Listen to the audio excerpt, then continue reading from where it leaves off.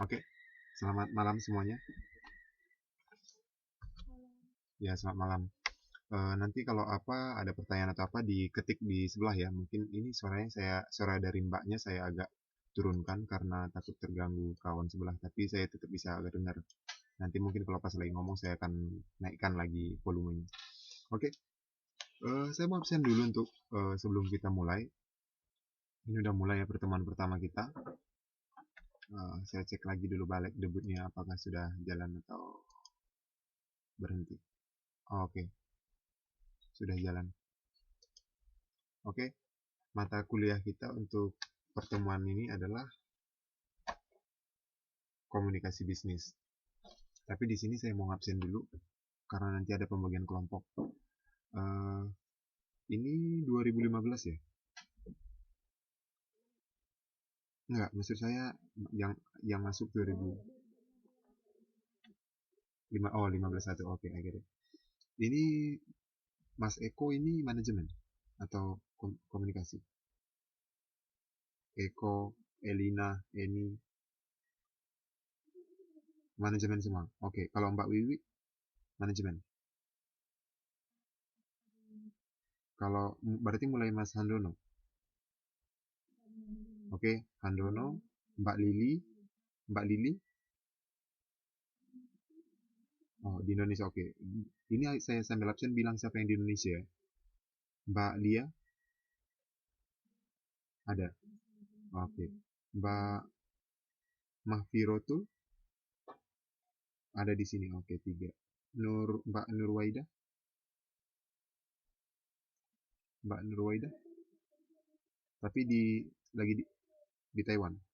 Di Taiwan. Oke. Mbak Siti Maria ada. Oke. Fine. Mbak Wahyuningsih. Oke. Mas Yudo juga ada. Mbak Desti. Bukan manajemen. Dian. Dian. Oh, berarti 8 orang doang ya? Oke, 8 berarti udah pas berarti ya. Berarti Mas Andono, Mbak Lili, ini lagi di Indonesia, Mbak Lia, Mbak Mahfirotul, Mbak Nurwaida, Mbak Siti Marina, Mbak Waningsih, Mas Yudo. Ya, itu ya. Mbak Nana, mana? Oh, alah. Oh, oh, oke, oke, get it. Oke, oke. Oke, jadi untuk gini, jadi sebelum kita mulai, saya akan, saya mau bagi kelompok. Jadi kelompoknya besok akan saya kasih ke mbak-mbak. Saya akan post di grup kita, itu nanti akan saya bagi 2 kelompok. Dan minggu depan kita tidak ada pertemuan ya. Ya, minggu depan saya ada ujian kualifikasi S3, jadi sangat-sangat butuh konsentrasi tingkat dewa. Jadi mohon maaf untuk Mbak dan Masnya, saya nggak bisa hadir minggu depan. Tapi 2 minggu lagi itu tepat tanggal tanggal 9 itu sorry tanggal 10 tanggal berapa ya?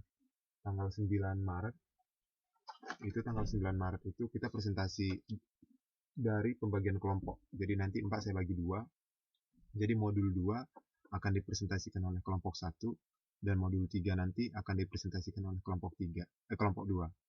Nanti saya bagi 2 kelompok 4-4. Jadi kelompok pertama itu nanti presentasikan modul 2 tanggal 10 nanti 10 Maret ya. Iya, 10 Maret, 2 minggu lagi. Dan kelompok 2 mempresentasikan tanggal 16 itu modul 3. Itu. Nanti akan saya bagi besok saya kirimkan segera pembagian kelompoknya. Saya akan bagi aja dan juga nanti saya akan eh, tolong nanti PPT-nya itu dikirimkan. Ini ketua kelasnya siapa angkatan ini? Oh, Mas Yudo ya? Oh, Mas Yudo, oke. Saya akan koordinasi dengan Mas Yudo. Jadi nanti Mas Yudo bantu saya untuk mencatat siapa daftar hadir ini sih. Cuman 1 orang kayaknya nggak hadir. Cuman Mbak Lili doang mungkin nggak hadir. Jadi tolong dibuatkan nanti absensinya. Mas Yudo bantu saya untuk buat absensi di kelas kita karena gini, di nilai UT itu saya mau nanti mungkin saya saya selesaikan dulu pembagian kelompok, jadi udah jelas ya, nanti kelompok satu, siapapun kelompok satu itu mengerjakan modul 2 untuk presentasi tanggal 9 Maret, bisa ya. Dan modul 3 dipresentasikan oleh kelompok 2 itu tanggal 16 Maret, jadi 2 minggu lagi, bahkan 3 minggu lagi untuk kelompok 2. Jadi ini kenapa saya buatkan tugas seperti ini, kita kan jurusan komunikasi, kita kan juga harus melatih diri kita bagaimana kita berkomunikasi, bagaimana kita mempresentasikan, bagaimana kita menyampaikan gitu ya. Saya sering bilangkan di kelas-kelas saya yang lain juga, karena ini merupakan tatap muka di kelas pertama kita ya. Kalau dulu kan itu kan hanya apa namanya konsultasi gitu ya. Jadi di sini saya mau sampaikan gitu bagaimana untuk melatih. Saya selalu bilangkan ke mahasiswa, di sini kita boleh punya majikan gitu, tapi nanti kalau bisa itu balik ke Indonesia, kita itu harus jadi majikan. Nah gitu dia. Jadi nanti di sini kita apa namanya lagi berjuang untuk bisa nanti menjadi majikan di Indonesia ya kan. Jadi nanti kan mungkin kan ketika misalnya di sini kan udah belajar komunikasi bisnis, sudah belajar juga bagaimana buat bisnis dan sebagainya gitu kan. Mungkin nanti balik ke Indonesia buka usaha gitu. Apalagi udah modal sarjana dari sini atau mungkin sambil kerja gitu. Itu yang saya bilang kan, ketika bertemu dengan orang lain kan kita harus bukan kadang-kadang kita itu butuh presentasi gitu ya. Kalau kita lihat gitu ya, di perusahaan-perusahaan ketika kita mau kerja sama dengan orang lain butuh kemampuan itu gitu. Bagaimana kita meyakinkan orang dengan mempresentasikan apa yang kita punya gitu. Jadi makanya selalu saya melatih mahasiswa itu untuk bisa cakap gitu ya, untuk bisa cakap atau mahir gitu ya, mempresentasikan apa yang mereka punya gitu. Jadi ini adalah tugas pertama kita, dan ini akan menjadi nilai tugas. Saya akan jadikan ini sebagai nilai tugas. Jadi nanti mungkin uh, sekitar 2 kali presentasi itu saya anggap nilai 2 tugas. Sekali nanti ada satu tugas soal take home bisa dikerjakan di rumah dan dikirim, itu nanti 3, karena kita itu wajib menilai 3 tugas dari mahasiswa. Dan absen banyak yang apa namanya nilai di kelas saya tidak pernah apa namanya membuat mahasiswa pusing gitu ya. Saya kalau mahasiswanya itu selalu hadir, kalau nggak datang misalnya yang ngasih pemberitahuan, kerjakan tugas yang saya berikan itu nggak pernah yang sulit-sulit gitu ya, pasti ada semua di buku gitu. Karena juga saya tahu beban dari mahasiswa UT itu adalah bukan cuma kuliah gitu ya, tapi juga kerja itu sebagai utamanya gitu ya. Kita yang kuliah aja, kerjaan kita tiap hari aja masih setengah mampus gitu ya, gimana lagi ditambah kerjaan gitu. Itu makanya saya juga nggak mau terlalu memberatkan gitu, tapi bagaimana saya memberikan suatu apa namanya praktis ataupun praktek gitu ya, untuk bisa bagaimana mahasiswa komunikasi itu bisa memberikan ini apa namanya mengolah kemampuannya gitu. Jadi saya harapkan uh, saya selalu berharap semua orang yang mengambil di kelas saya itu mendapatkan nilai A. Saya nggak pernah nggak memberikan nilai tertinggi yang saya untuk setiap mahasiswa kalau mahasiswanya itu rajin mengumpulkan tugas dan rajin datang. Saya jamin itu. Kemarin ada juga dulu pernah ada satu kelas, saya ini sebelum kita masuk saya apakan dulu ya, saya kasih dulu pengantar gitu. Pernah satu kelas di manajemen itu nggak lulus, satu kelas itu nggak lulus. Jadi komplain lah gitu ya kan. Dosen itu nggak tahu apakah dosennya juga ngasih nilai terlalu rendah atau nggak mengeluarkan nilai, nggak tahu. Tapi itu menyebabkan satu angkatan, satu kelas itu nggak lulus gitu. Saya tidak mau seperti itu gitu. Jadi dari UT Pusat mereka cuma minta 30 nilai Mbak dan Mas itu untuk benar menjawab soal yang mereka ujikan nanti pada saat ujian. Kalau dari saya aman itu semua nilai.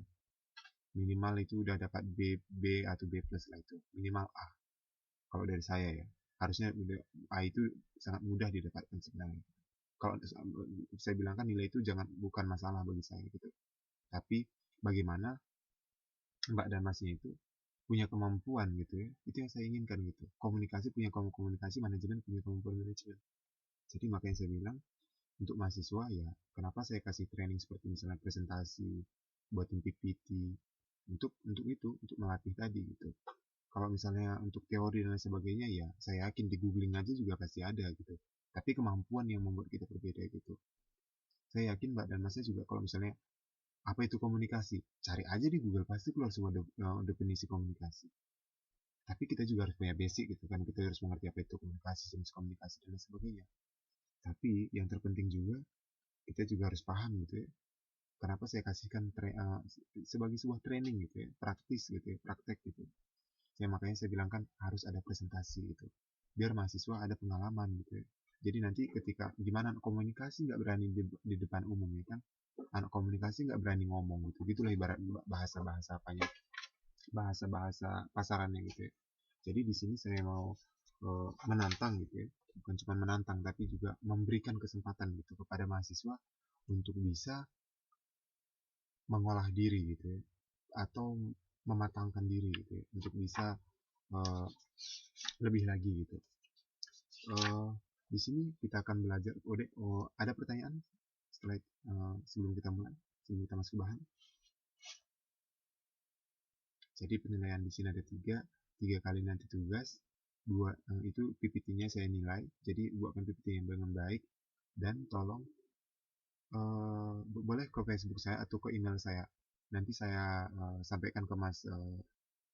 Yes, satu aja. Setiap kelompok satu. Dibuatkan PPT-nya bagus. Itu nanti saya ke Mas Yudo ya, Mas Yudo, nanti saya akan kasihkan ke Mas Yudo emailnya untuk dikirim via email, atau juga melalui Facebook, juga boleh inbox Facebook. Jadi nanti di sini Mas Yudo dia nanti yang bantu saya untuk ngingetin juga Mbak dan Masnya. Dan itu dua-dua PPT-nya, modul 2 dan modul 3 itu harus dikirim paling lambat tanggal 6. Paling lambat tanggal 6 Maret. Jadi Maret. Tanggal 6 Maret. Bisa ya? 2 minggu lagi. Jadi dua-dua bareng-bareng, modul 2 dan 3 itu harus bareng. Biar adil gitu ya. Yes. Belum, saya kasihkan besok pagi.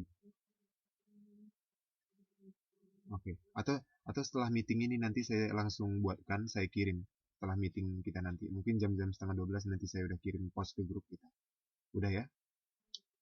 Oke, kita masuk ke bahan. Untuk malam ini kita akan belajar tentang konsep-konsep dasar, konteks, dan ruang lingkup komunikasi bisnis. Saya mau bertanya, di sini pada bagian pertama kita akan belajar tentang konsep-konsep dasar komunikasi bisnis. Pertanyaan saya, siapa yang bisa jawab apa itu komunikasi? Boleh diketik. Apa itu komunikasi? Ayo semua jawab, siapa yang bisa ketik biar kita bisa saling lihat jawabannya. Apa itu komunikasi? Kalau sekarang udah bisa di mute semua mikrofon, yang diketik aja nggak apa-apa. Baik itu secara singkat atau juga secara luas gitu ya. Kita jurusan kita aku saya yakin sih udah pasti belajar pengantar komunikasi ya kan? Apa itu komunikasi?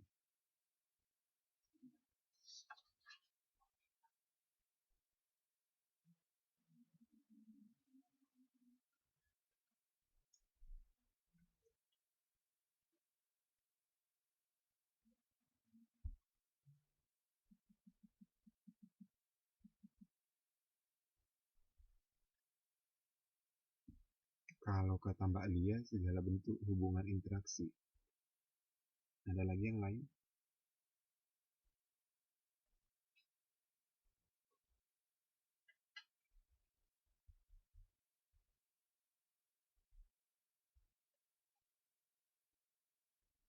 Kalau kata siapa lagi? Segala bentuk hubungan interaksi antara individu satu dengan individu yang lain. Individu, kata siapa ini? Oke, mhm, mhm,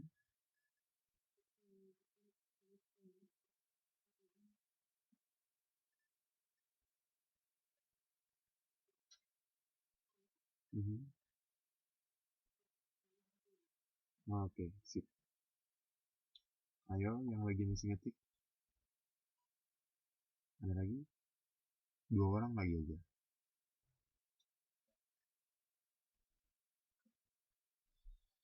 What is communication? Oke, kata Mas Yudo. Mas Yudo masih bisa dengar juga ya. Saya pikir tadi karena suara mesin gitu nggak sanggup lagi mendengarnya di sini. Penyampaian pikiran, keinginan, hasrat dalam bahasa verbal dan non verbal. Oke, satu orang lagi masih ada yang mau menjawab.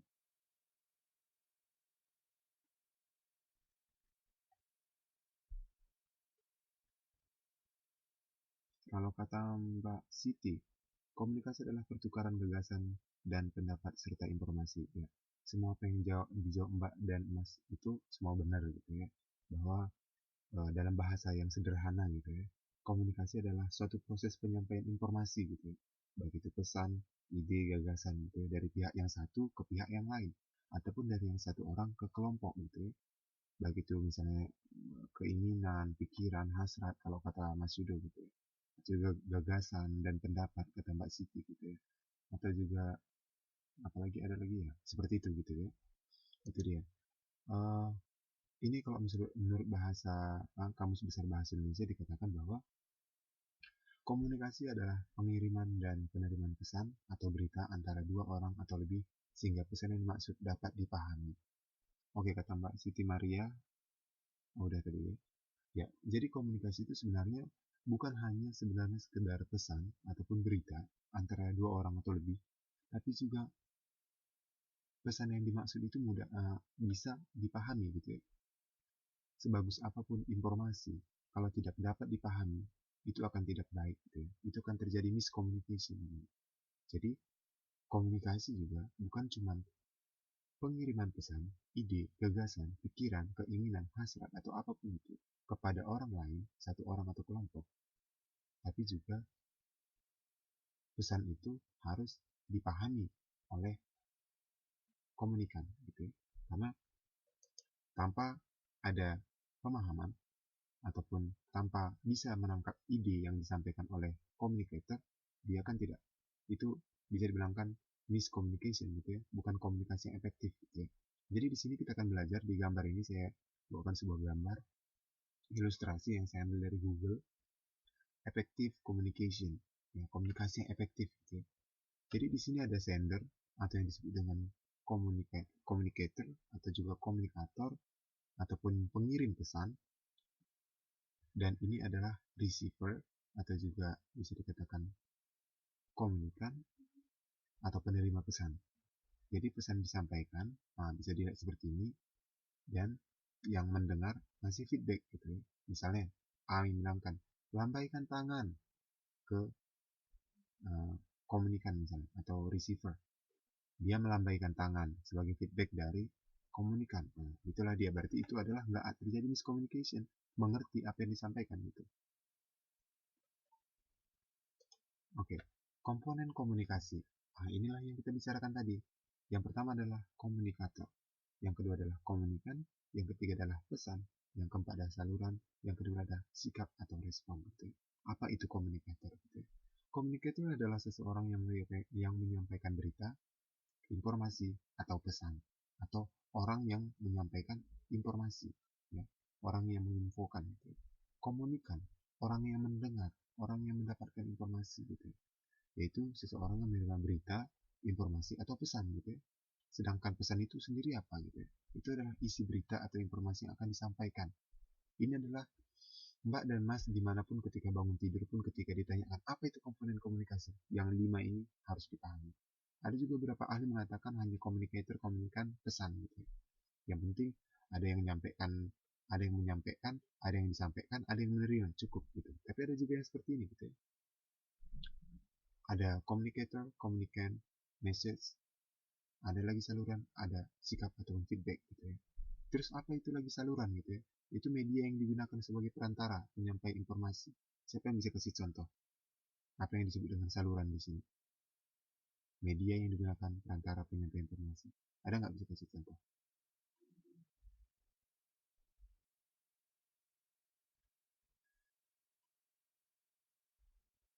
Ada? Siapa yang bisa ngasih contoh? Contohnya apa? HP. Mbak Mbak Wahyu Ningsih. Mbak Wahyu Ningsih benar, HP, telepon. Jadi Yang penting TV juga boleh. Mas Yudo beneran kerja tuh ya, gue bisa jawab deh. TV, telepon, media elektronik segalanya lah gitu. Pokoknya apalah yang bisa menyambungkan kita dengan orang yang penerima informasi gitu. Bisa juga surat gitu ya. Kalau dulu belum ada HP gitu ya, saya masih ingat dulu mama saya gitu ya kirim surat dengan paman gitu ya. Belum ada dulu HP gitu ya, masih SD mungkin saya kali gitu. Jadi ya itu juga termasuk saluran gitu ya. Telegram, Mbak Lia kayaknya udah berumur banget ya, masih tahu Telegram ya. Telegram kayaknya zaman kakek saya dulu. Canda-canda. Nah seperti itu dia. Telegram, ada juga HP. Terus sikap atau respon gitu ya, feedback gitu ya. Jawaban dari si penerima informasi gitu. Misalnya, ada nggak bisa ngasihkan contoh dari respon gitu. Sebagai salah satu contoh.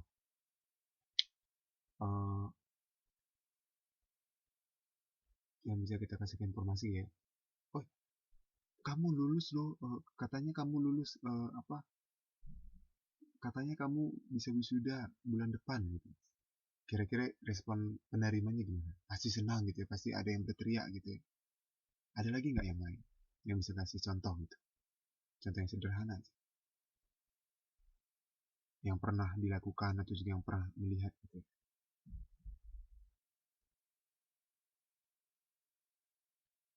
Kamu menang loh, ini ada hadiah dapat mobil gitu ya.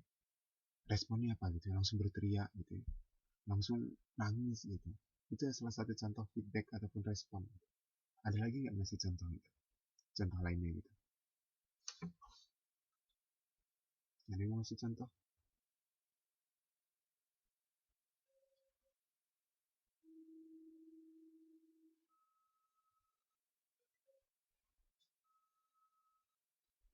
Lalu, kata Maya, apa gitu ya kata Maya. Lalu, ada lagi yang lain yang mau ngasih? Acungan jempol gitu ya. Oke, gitu ya. Itu udah paham gitu ya. Jadi seperti itulah dia gitu ya. Jadi ketika misalnya kita menyampaikan respon atau apa anggukan gitu ya. Atau juga misalnya oke ataupun anggukan gitu ya. Kamu udah makan gitu. Anggukan aja, gitu. Udah paham gitu ya. Nah, gitu dia. Oke, next. Berarti udah paham. Oke, konsep-konsep dasar komunikasi. Jadi di sini ada beberapa komunikasi bisnis selalu dibutuhkan dalam organisasi gitu ya, ataupun perusahaan menyangkut beberapa hal. Gitu ya. Bisa dikatakan komunikasi itu terjadi sejak zaman dahulu kala. Komunikasi juga dibutuhkan di mana saja dan kapan saja. Tanpa komunikasi, kehidupan itu tidak akan bisa berjalan dengan baik. Gitu ya. Bisa kita lihat gitu ya. Kapan sih kita nggak komunikasi gitu ya? Tapi komunikasi yang seperti apa gitu ya? Kita butuh komunikasi yang baik, komunikasi yang efektif, komunikasi yang berguna gitu ya. Jadi di sini dikatakan komunikasi bisnis semakin dibutuhkan suatu organisasi atau perusahaan menyangkut beberapa hal. Kenapa sih dibutuhkan gitu ya? Kenapa sih banyak kali sarjana komunikasi? Kenapa sih mereka harus ada gitu?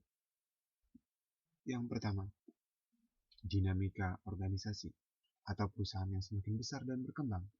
Bisa kita lihat di perusahaan gitu ada public relation, ada juga yang misalnya yang untuk selain PR ada juga misalnya yang banyak nama-nama yang lain gitu ya.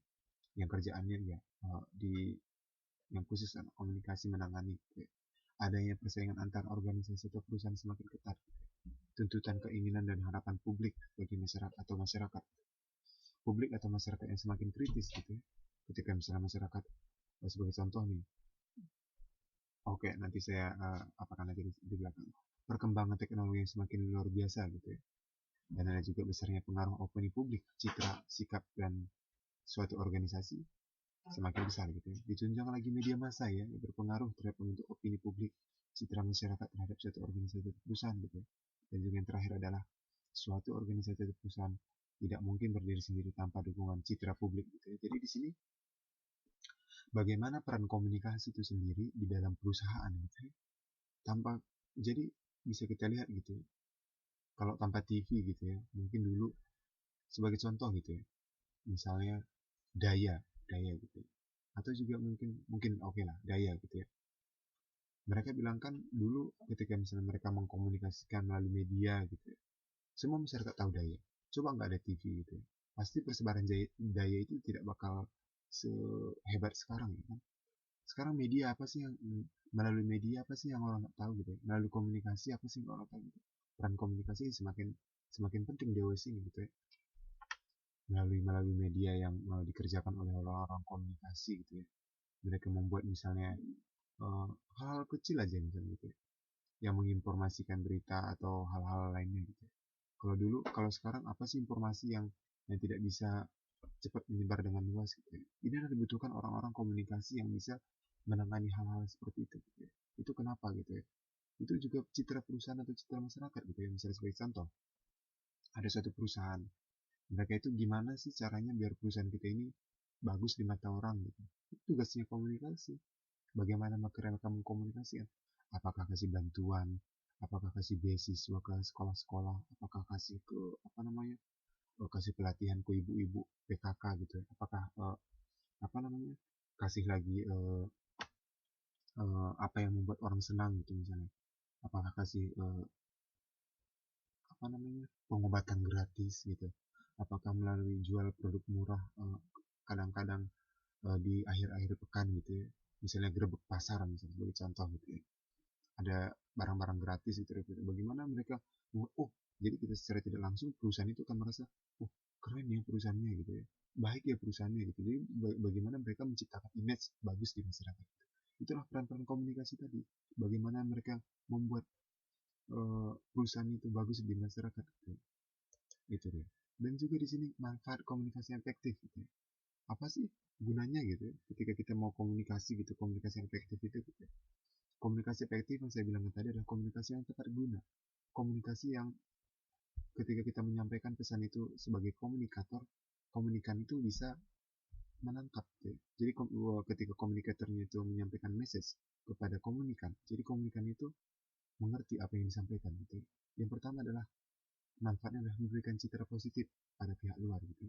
Jadi ketika misalnya kita menyampaikan pesan itu, misalnya pesan kepada pihak luar gitu, itu membuat citra makin positif gitu ya. Ketika mereka kalau misalnya tidak efektif, mereka apa sih yang mereka bilang, apa sih yang mereka sampaikan gitu ya. Tapi ketika mereka menyampaikan, oh ini loh perusahaan kita mau membuatkan ini, kasih bantuan ke masyarakat, kasih pengobatan gratis, kasih beasiswa, kasih pelatihan kepada ibu-ibu, kasih peminjaman bunga ringan untuk buka usaha gitu misalnya. Ya seperti itu tadi gitu ya. Ketika nyampe ke masyarakat, baik ya mereka gitu. Itu citra perusahaan itu makin baik, makin positif gitu ya. Yang kedua adalah memperbaiki moral pegawai gitu ya. Itu adalah moral, maksudnya adalah daya juang gitu ya. Jadi pegawai itu dengan komunikasi dengan baik gitu ya, dia makin semangat gitu ya. Oke, para apa gitu ya, Mbak dan Mas gitu ya. Kalau misalnya target kita nyampe bulan ini nyampe penjualan 1000 buah gitu ya, saya akan tambahkan gaji per orang itu tambah 1000 NT per orang. Jadi semua pegawai itu pasti melakukan yang terbaik yang mereka bisa gitu ya. Bagaimana meningkatkan penjualan gitu. Begitu contohnya itu. Bagaimana mereka mengkomunikasikan kepada karyawannya gitu. Itu juga kalau efektif gitu. Kalau misalnya masyarakat pendengarnya komunikannya nggak mengerti, nggak nangkap gitu apa yang disampaikan oleh atasan, itu nggak akan jalan gitu ya. Dan meningkatkan produktivitas pegawai pastinya seperti saya bilang tadi gitu ya. Jadi ketika misalnya pegawainya itu mendapat pesan daripada atasannya dan mereka bisa melakukan dan mereka bisa apa namanya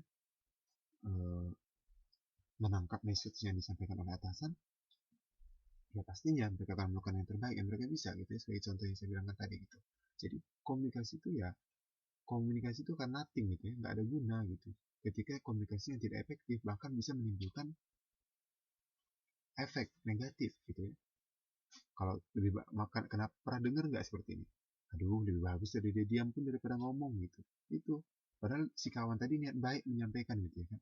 Tapi di satu sisi orang, ini anak lebih bagus diam deh daripada ngomong gitu. Itu berarti komunikasi cara penyampaiannya yang tidak baik gitu ya. Kadang-kadang ketika kita menyampaikan informasi, kita mengkomunikasikan sesuatu kepada orang, cara penyampaian itu juga harus ditata gitu ya, harus efektif gitu. Ini yang saya sampaikan tadi. Kenapa saya pengen anak-anak komunikasi ini atau kawan-kawan di komunikasi ini, saya pengen mereka itu bisa gitu ya, mereka itu bisa bisa belajar bagaimana kamu mengkomunikasikan. Salah satu contoh melalui training-training. Dengan saya bilangkan tadi itu menyampaikan informasi seperti ini tadi gitu ya. Misalnya melalui presentasi gitu ya.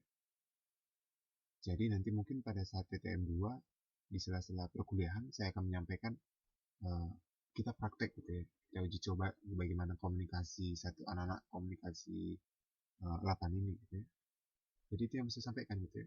Jadi saya ingin anak komunikasi itu bukan hanya tahu secara teori gitu ya.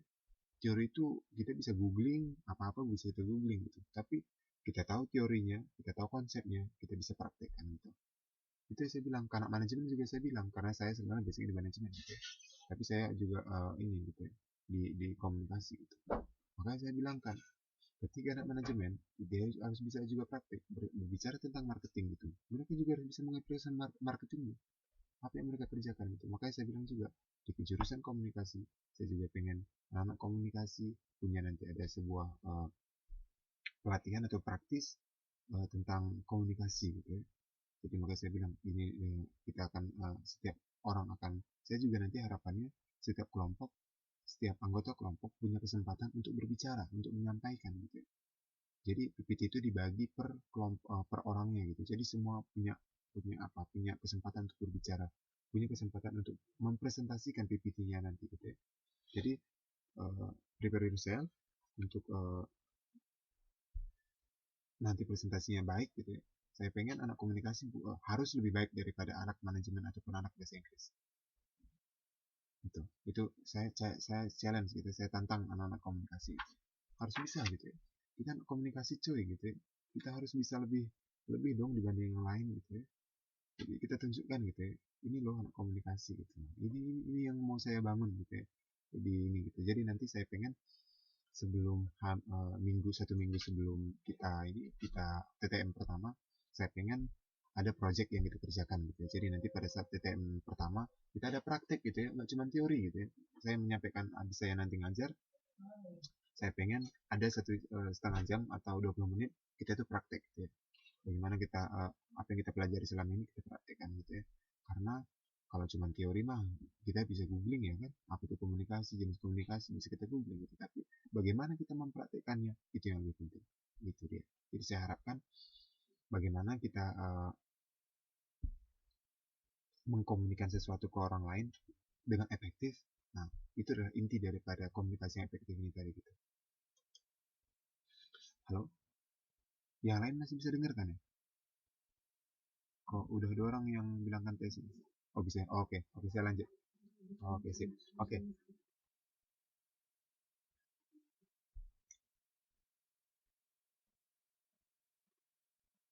Oke sip sip. Oke oke oke. Udah bisa di silent lagi. Oh, oke sip. Oke, ternyata saya bisa dengar. Apa sih syarat untuk menjadi untuk share komunikasi yang efektif untuk membangkitkan tanggapan yang kita kehendaki gitu ya? Yang pertama gitu ya, karena ketika kita menyampaikan komunikasi ataupun informasi kepada orang lain, kita pengen feedback gitu ya. Salah satu contoh gitu ya, kenapa sih saya selalu menanya kepada mahasiswa gitu ya? Saya tahu mahasiswa udah pasti tahu ya, apalagi nak komunikasi gitu ya. Apa itu komunikasi gitu? Itu bukan pertanyaan yang harus ditanyakan lagi sebenarnya, apalagi udah semester 3 gitu. Tapi bagaimana saya pengen memancing feedback gitu ya, daripada kawan-kawan gitu ya. Bagaimana berargumen, bagaimana menyampaikan pendapat gitu. Makanya di sepanjang kuliah saya, kuliah apapun itu, saya pasti bertanya di tengah jalan untuk memastikan yang pertama mahasiswanya masih ada, yang kedua mahasiswa yang nggak tidur, yang kedua mahasiswa menantang untuk bagaimana mereka mengeluarkan pendapat. Apalagi mahasiswa komunikasi, saya pasti akan banyak bertanya gitu ya, udah masih paham atau belum gitu, apa pendapatnya gitu ya, gitu deh. Nanti kita akan saya pengen nanti kita belajar case pada saat TTM 1, jadi nanti kita bisa sekalian kayak memecahkan masalah atau apa gitu ya. Apa sih yang harus dilakukan oleh seorang seorang yang bekerja sebagai jurusan komunikasi gitu ya, ketika mereka bekerja nantinya misalnya di sebuah perusahaan gitu ya. Apa sih yang mereka harus lakukan ketika terjadi suatu masalah seperti A misalnya. Apa yang harus mereka lakukan gitu ya. Jadi oke, kita lanjut. Syarat komunikasi efektif untuk membangkitkan tanggapan yang kita kehendaki adalah yang pertama, pesan harus dirancang dan disampaikan dengan menarik. Kalau tidak menarik, udah pasti ya orang bosen gitu ya. Apalagi masih dan setiap ini ya, apa namanya, komunikasi, setiap orang juga pasti gaya komunikasi berbeda-berbeda ya. Misalnya ketika misalnya Mbak Nana masih yang cewek aja lah ya, Mbak Lia dengan Mbak Nana dulu contoh gitu ya. Satu lagi Mbak Wahyu gitu, tiganya menyampaikan, misalnya Mas Yudo nih, Mbak tolong sampaikan nanti ya ke Pak Robert gitu ya, saya nggak bisa hadir karena alasan A gitu misalnya. Cara menyampaikan juga pasti beda-beda gitu. Ada yang menyampaikan, Pak Mas Yudo nggak datang, udah ya. Nah, ada lagi misalnya, malam Pak, Mas Yudo nggak bisa hadir hari ini gitu, mungkin minggu depan bisa gabung. Ada lagi yang lain gitu ya, Pak Mas Yudo nggak datang ya. Nah, beda kan gitu, tingkat cara cara penyampaiannya dan sebagainya gitu. Respon saya misalnya sama nggak gitu, kira-kira misalnya respon saya, Pak Mas Yudo nggak datang ya gitu. Yang kedua, malam Pak Mas Yudo nggak bisa datang malam ini gitu ya, mungkin pertemuan selanjutnya bisa bergabung. Pasti beda respon saya gitu ya. Oh iya Mbak, iya nggak apa-apa gitu. Mungkin yang pertama tadi, Pak Mas Yudo nggak datang, mungkin saya juga, oh iya iya iya ya, mungkin gitu aja, bahkan saya diam gitu ya. Ya gitu dia gitu. Jadi bagaimana kita juga membuat pesan yang mau kita sampaikan itu menarik, dan lawan bicara kita itu ataupun komunikan kita itu memberikan respon yang positif gitu ya. Memberikan respon yang baik gitu. Yang kedua adalah pesan harus menggunakan lambang-lambang tertuju kepada pengalaman antara komunikator dan komunikan sehingga dimengerti gitu ya. Kalau misalnya Mbak misalnya pakai kode gitu ya, nggak pernah kita pakai kode itu, manalah saya paham gitu ya. Misalnya Mbak Nana misalnya, dia misalnya uh, tunjukkan misalnya apa namanya, angkat tangan misalnya, 3 jari misalnya, manalah saya paham apa sih maksud Mbak ini 3 jari gitu ya.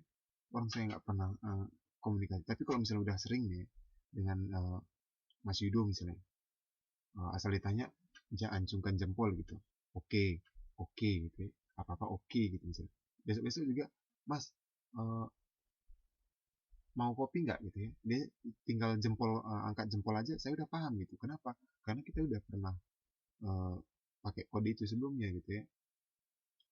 Atau misalnya tangannya apa namanya, kalau misalnya satu gitu, udah pernah kita kode misalnya satu itu iya misalnya, kalau jempolnya apa, jarinya diangkat dua tidak misalnya. Jadi ketika misalnya, Mas mau makan nggak gitu, angkat jari dua, oh berarti nggak mau makan gitu. Nah, seperti itu dia.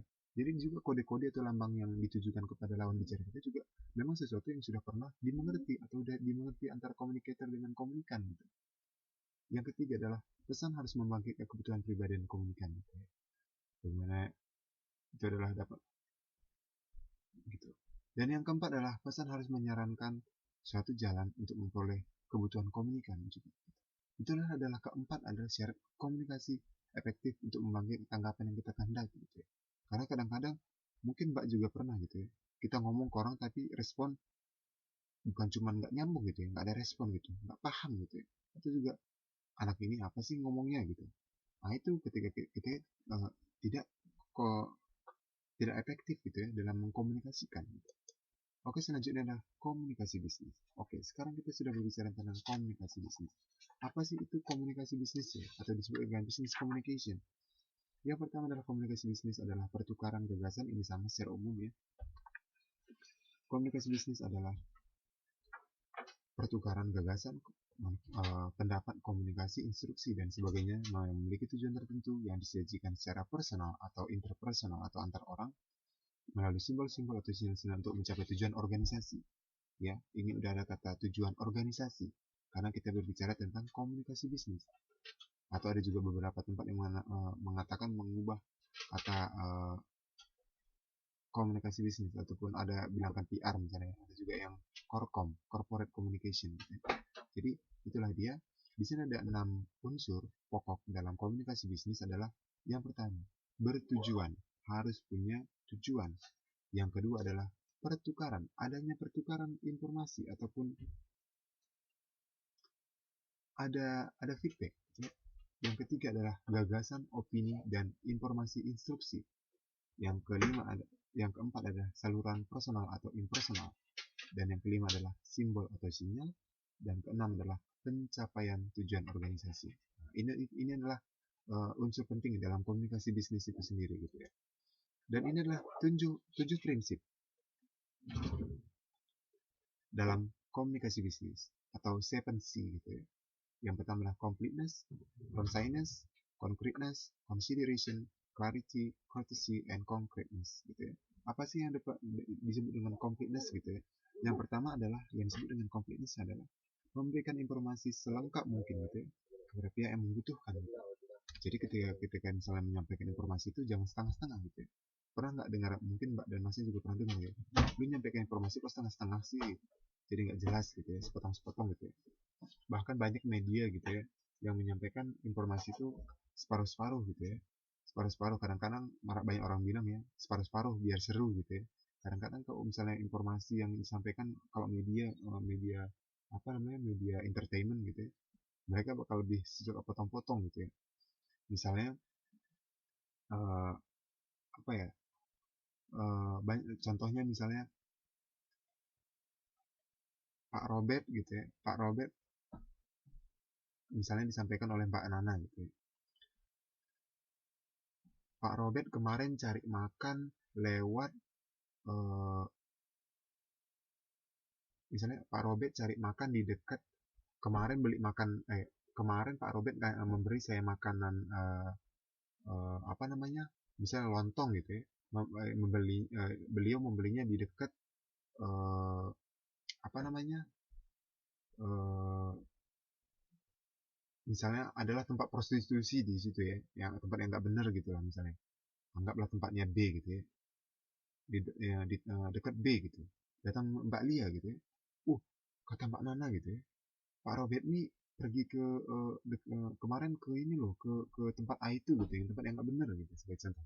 Itu informasi yang disampaikan setengah-setengah gitu. Padahal Pak Robert tadi yang disampaikan apa? Padahal tadi yang mau disampaikan apa?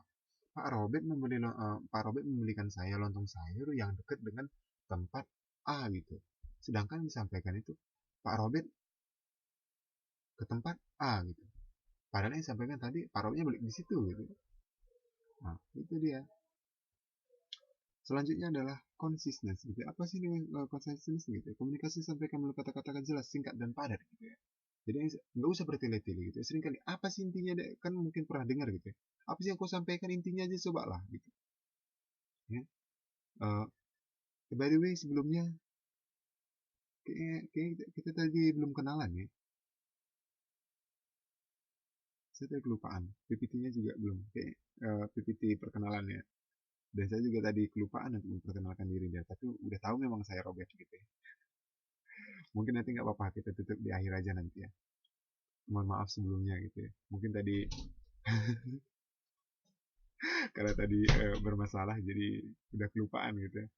Ya, saya juga karena logat tadi saya menyampaikan tadi saya dari Medan gitu ya. Jadi memang logatnya agak keluar sedikit ya gitu. Jadi di sini masalah kata singkat dan jelas, apa padat, singkat dan jelas gitu ya. Jadi kalau misalnya kita jadi kalau misalnya jadi ketika misalnya kita ini apa namanya, kita menyampaikan pesan gitu ya, kalau misalnya di Medan gitu ya, sering sekali bilang itu, apa sih kau bilangkan itu, nggak paham pun kami gitu ya, intinya aja kau omongkan gitu ya. Jadi itu kalau udah jengkel gitu ya, panjang kali lebar gitu udah ngomong ya, padahal orang nggak tahu itu apa yang disampaikan gitu ya.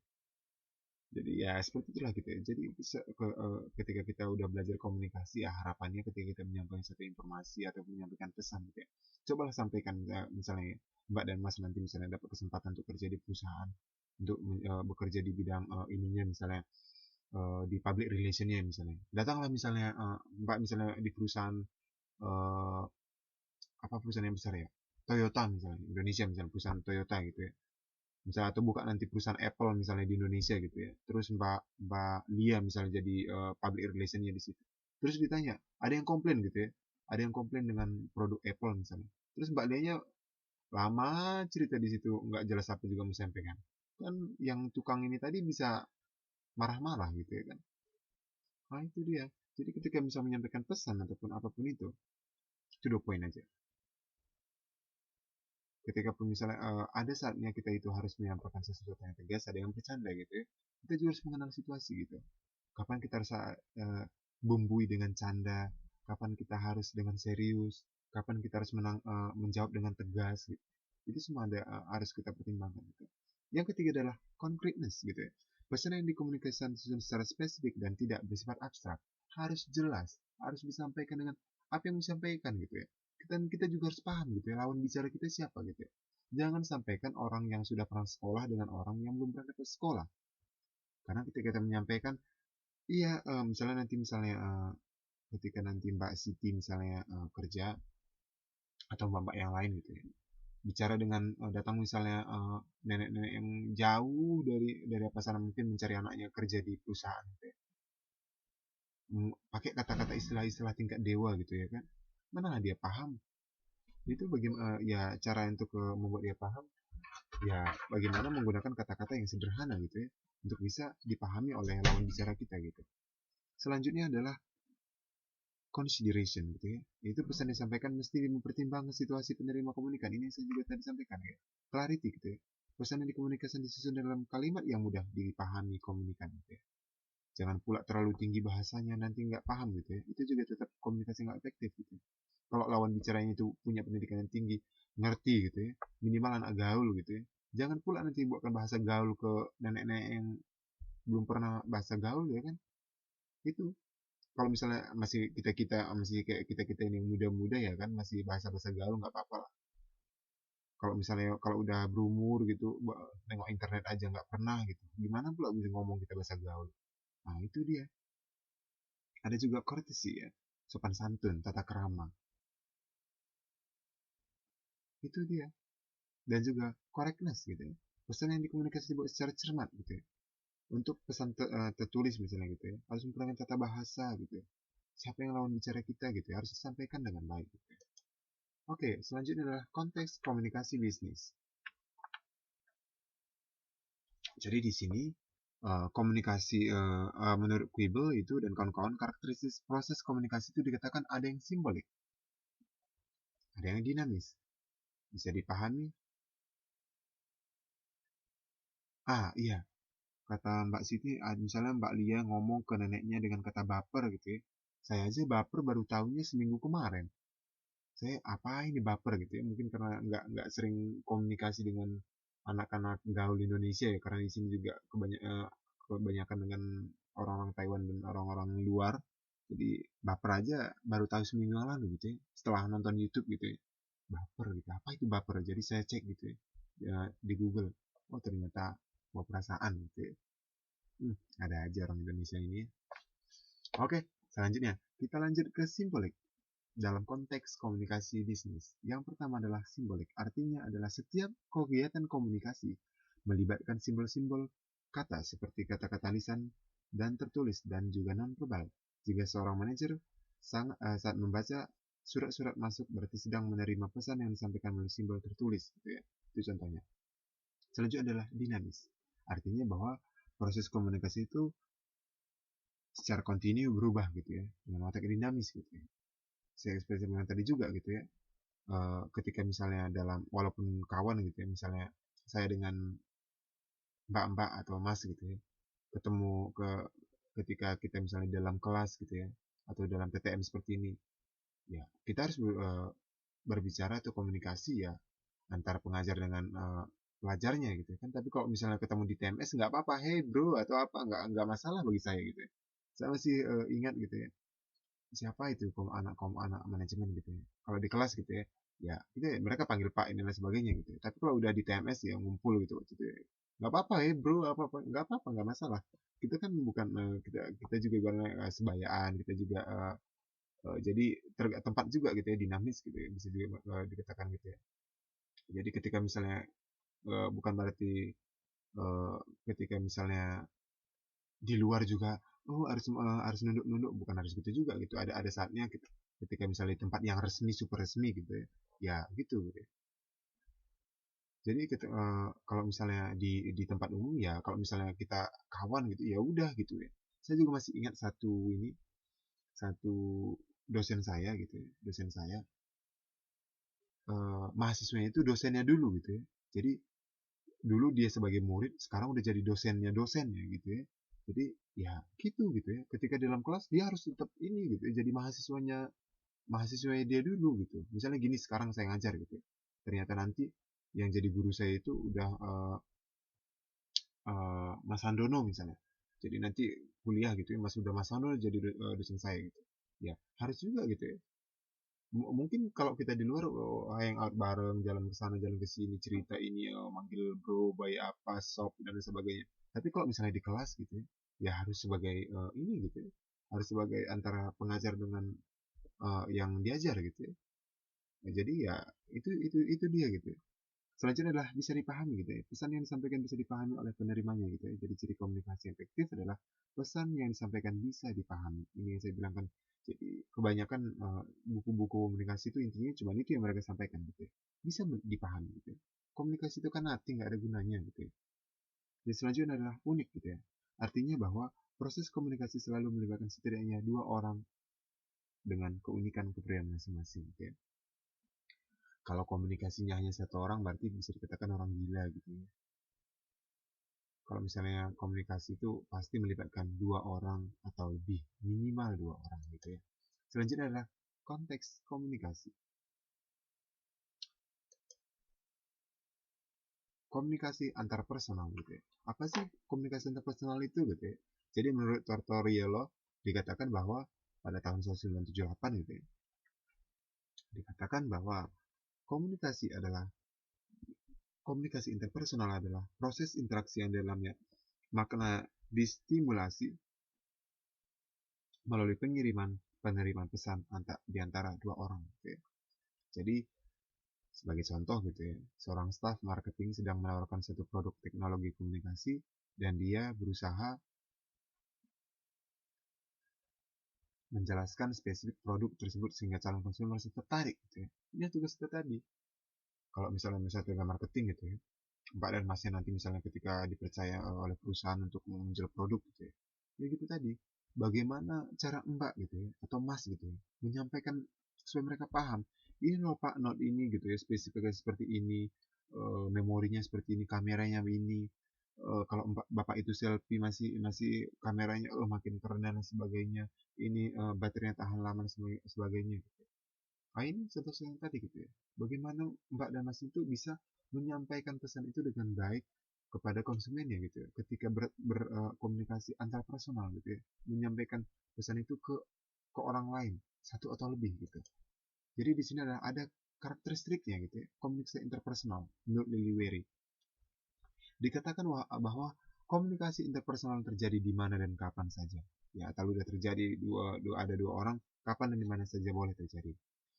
Yang kedua adalah komunikasi antarpersonal mempunyai tujuan yang sinambung. Artinya apa gitu ya? Jadi kesinambungan masa lalu, kini dan sekarang gitu ya. Jadi itu tetap bukan berarti apa yang kita sampaikan saat ini tidak akan nyambung lagi. Banyak contoh-contoh misalnya uh, yang kita terapkan sehari-hari gitu ya, yang berkelanjutan gitu. Selanjutnya adalah komunikasi antarpersonal mempunyai tujuan tertentu gitu ya. Jadi di sini dikatakan bahwa dalam berkomunikasi gitu ya, pasti setiap orang senantiasa mempunyai satu tujuan gitu ya, baik implisit maupun eksplisit gitu ya. Jadi ada tujuan yang disampaikan. Nggak mungkin ada orang yang mengkomunikasikan sesuatu tapi tidak ada tujuan gitu ya. Selanjutnya adalah komunikasi antarpersonal menghasilkan hubungan timbal balik ya. Ini udah pasti gitu ya. Respon gitu ya. Respon daripada komunikan tadi. Selanjutnya adalah komunikasi antarpersonal merupakan suatu yang dipelajari gitu ya. Jadi dikatakan bahwa dalam komunikasi terkandung pula prinsip bahwa pribadi yang satu mempelajari hakikat pribadi yang lain gitu ya. Oh, Mbak Nana ini orangnya kalau kita lagi ngomong dia itu harus didengarkan, nggak boleh dipotong ya gitu.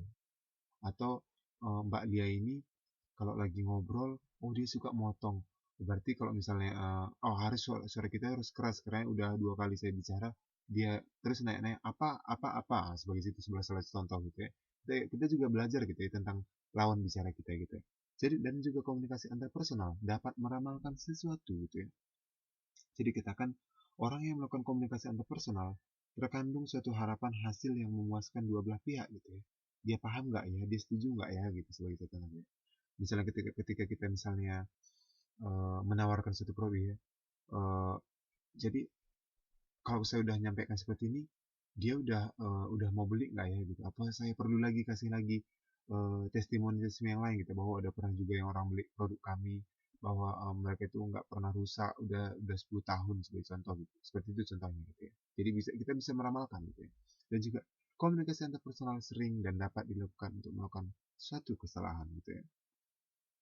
Jadi di sini diuraikan beberapa uh, karakteristiknya gitu ya, komunikasi antar personal itu gitu.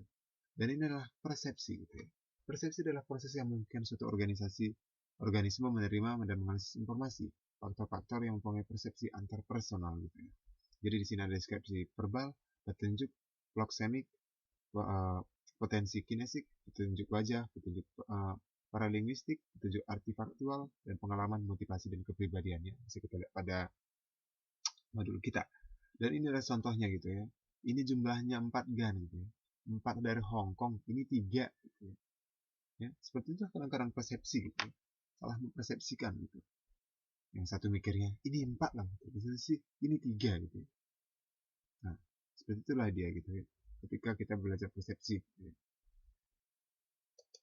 Selanjutnya adalah teori atribusi gitu ya. Perbedaan pandangan dan latar belakang pastinya gitu ya. Setiap orang yang berbeda pendidikan, beda status sosial dan lain sebagainya, pasti ada kan memiliki perbedaan pandangan dan latar belakang pada saat melakukan komunikasi yang berkaitan dengan perusahaan juga gitu ya. Jadi ketika kita berusaha mempersepsikan apa yang menyebabkan seorang itu melakukan suatu tindakan, apakah tindakan seseorang itu jujur dikenal, itu disebut dengan teori atribusi. Jadi atribusi itu juga ada dua, atribusi kausalitas yang berusaha memahami penyebab atau motif tindakan seseorang, apakah faktor internal atau faktor eksternal. Dan yang kedua adalah ada istilahnya juga atribusi kejujuran, menyimpulkan pernyataan seseorang terhadap tersebut itu adalah jujur atau munafik. Jadi teori atribusi ini adalah kita itu bagaimana kita memahami seseorang gitu. Sebagai contoh, pada saat kita berjalan di tepi jalan gitu ya, ada orang lewat gitu, bawa mobil motor kencang gitu, zes gitu, kita hampir ketabrak gitu. Aduh gitu ya. Kita berusaha memahami gitu ya, kenapa ya orang itu melakukannya gitu. Mungkin lagi buru-buru gitu ya, kita bisa mengatakan mungkin orang gila kali ya, atau mungkin lagi mabuk gitu. Bagaimana kita mempersepsikan atau mengatribusi gitu, atau di sini mengatribusi orang lain gitu. Bagaimana kita memberikan respon kenapa orang itu melakukan seperti itu gitu. Kalau tadi kan orang hanya lewat naik kereta cepat dengan kereta motor sepeda motor dengan kecepatan tinggi gitu, kita langsung bisa menilai dia buru-buru kali ya, atau dia lagi mabuk kali ya. So, itu yang disebut dengan atribusi gitu ya. Komunikasi antar kelompok. Komunikasi antar kelompok telah digunakan untuk saling tukar informasi gitu ya. Pengalaman, menambah ilmu, pengetahuan, memperteguh dan mengubah sikap dan perilaku, mengembangkan kesehatan jiwa dan meningkatkan kesadaran gitu ya. Ini adalah komunikasi kelompok. Jenis-jenisnya adalah misalnya juga kelompok kerja, komite kepanitiaan, konferensi media, fokus grup, atau juga rapat gitu ya. Atau juga termasuk juga mungkin semua ini udah pernah Mbak lakukan gitu ya, dan Masnya juga gitu ya. Adalah beberapa contoh-contoh daripada komunikasi kelompok gitu ya. Ini adalah pada bagian adalah motivasi gitu ya. Jadi di sini alasan orang masuk kelompok adalah kenapa sih orang bisa masuk kelompok gitu ya. Kenapa sih dia bergabung ke Formit misalnya. Ada juga Formit. Kenapa sih orang juga masuk ke apalagi kemarin itu ya. Ada kemarin saya lihat di grup juga itu contohnya komunitas orang Cirebon misalnya, atau komunitas orang Majalengka misalnya, atau misal komunitas pecinta alam, komunitas ini apa itu banyak gitu ya. Kenapa sih orang masuk ke kelompok gitu ya?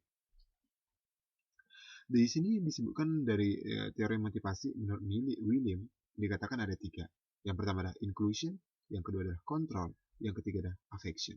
Apa sih inclusion gitu ya? Bahwa dikatakan manusia secara ilmiah ingin masuk menjadi bagian dari kelompok tertentu gitu ya. Ya, secara ilmiah memang pengen gitu ya. Yang kedua adalah kontrol, bahwa manusia cenderung ingin mengendalikan atau dikendalikan gitu ya. Jadi aku mau memimpin gitu ya, jadi aku mau gabung gitu ya. Atau yang ketiga adalah affection gitu, bahwa manusia ingin memperoleh keakraban emosional dengan sesama gitu ya. Aduh, biar tambah kawan lah, biar tambah kerabat lah gitu ya. Jadi itulah motivasi orang untuk masuk kelompok gitu ya. Jadi melalui komunikasi kelompok kecil atau dan organisasi, kita berinteraksi dengan orang lain. Ya udah pasti gitu ya. Kita memecahkan masalah, mengembangkan gagasan dan juga pengetahuan dan pengalaman gitu. Sebagai contoh misalnya kelompok kecil misalnya seperti kuliah, ceramah, diskusi, seminar gitu ya. Mbak dan Mas juga saya yakin di sini banyak yang ada juga misalnya kalau misalnya di UT juga banyak sekali saya lihat ada misalnya BEM, ada lagi uh, banyak ya misalnya UT Peduli dan sebagainya banyak yang grup-grup yang saya lihat juga ada juga yang Laskar Cirebon, ada lagi laskar-laskar apa laskar banyak ya saya lihat gitu ya. Jadi ya seperti itu gitu ya. Itu adalah beberapa tadi yang disebutkan oleh William gitu ya. Motivasi mereka gitu ya untuk masuk. Selanjutnya adalah komunikasi massa. Apa yang maksud dengan komunikasi massa gitu ya? Komunikasi massa adalah komunikasi melalui radio, media massa modern meliputi surat kabar, radio, televisi, majalah, termasuk jaring sosial dan jangkauan kelayak bisnis gitu ya, yang sangat luas di seluruh pelosok. Contoh, misalnya juga melalui media massa sekarang ini dapat diketahui informasi seperti peristiwa musibah, tokoh penting, informasi hiburan dan informasi lainnya. Bahwa tidak bisa kita pungkiri gitu ya, bahwa media massa atau komunikasi massa adalah sangat penting. Mungkin di antara kita semua di dalam grup ini mungkin kita tiap hari menggunakannya gitu ya. Atau juga ini sangat penting gitu ya. Sebagai contoh kemarin di Thailand gitu ya. Mungkin keluarga kita di Indonesia semua was-was gitu ya. Aduh, gimana ya anak saya, gimana ya kerabat saya, gimana ya anak saya di Taiwan gitu. Mereka kan nggak tahu gempanya di Taiwan, di Thailand gitu ya. Thailand di mana, Taipei di mana sebagai contoh gitu. Mungkin ada juga di antara kita yang tinggal di daerah Thailand atau Kaohsiung gitu ya. Tapi kan orang tua kita mana dia pula tahu di mana ya kan, atau kerabat kita mana pula dia tahu gitu. Kayak gitu. Mereka tahu, oh yang penting mereka tahu gempa di Taiwan gitu. Jadi ketika misalnya melalui media gitu bahwa itu daerah Thailand gitu ya, dan mereka tahu misalnya kita daerah Taipei ya, ya ini fungsinya tadi gitu ya, menginformasikan seperti ini gitu ya. Atau juga misalnya uh, kita pengen dapat informasi tentang tokoh-tokoh besar gitu ya. Kalau dulu kalau misalnya nggak ada, saya yakin nggak ada Facebook, nggak ada hal-hal media lainnya, nggak mungkin dulu kita tahu gimana Pak Jokowi misalnya yang ada waktu dia jadi gubernur, misalnya ada video-video yang Jokowi, Ahok, Taat dan segala atributnya itu misalnya gitu ya. Atau juga ada lagi yang salam 3 jari, salam 2 jari, salam 1 jari. Nah, seperti hal seperti itu, salam 2 jari ya. Nggak ada salam 1 jari dulu ya. Salam 2 jari misalnya. Itu kan melalui komunikasi massa gitu ya. Melalui media massa yang didengung-dengungkan gitu ya, dengan satu satu yang memancarkan misalnya salah satu misalnya SCTV misalnya yang menyiarkan gitu ya, semua rakyat Indonesia bisa tahu gitu ya, 206 lebih dari 250 juta penduduk gitu ya, bisa tahu informasinya gitu hanya melalui satu media gitu. Itu uh, the power of mass communication gitu ya, kekuatan komunikasi massa gitu. Oke, yang pertanyaan saya sebelum saya lanjutkan, coba sebutkan manfaat sosial media atau media massa. Sosial media aja deh, atau Facebook apa juga boleh, Twitter boleh, Facebook boleh. Mbak dan Masnya coba, siapa yang bisa jawab? Apa sih fungsinya gitu? Manfaatnya. Saya tanyakan manfaatnya gitu kepada Mbak dan Masnya gitu. Bermanfaat nggak sih? Jangan-jangan nggak bermanfaat dia kan?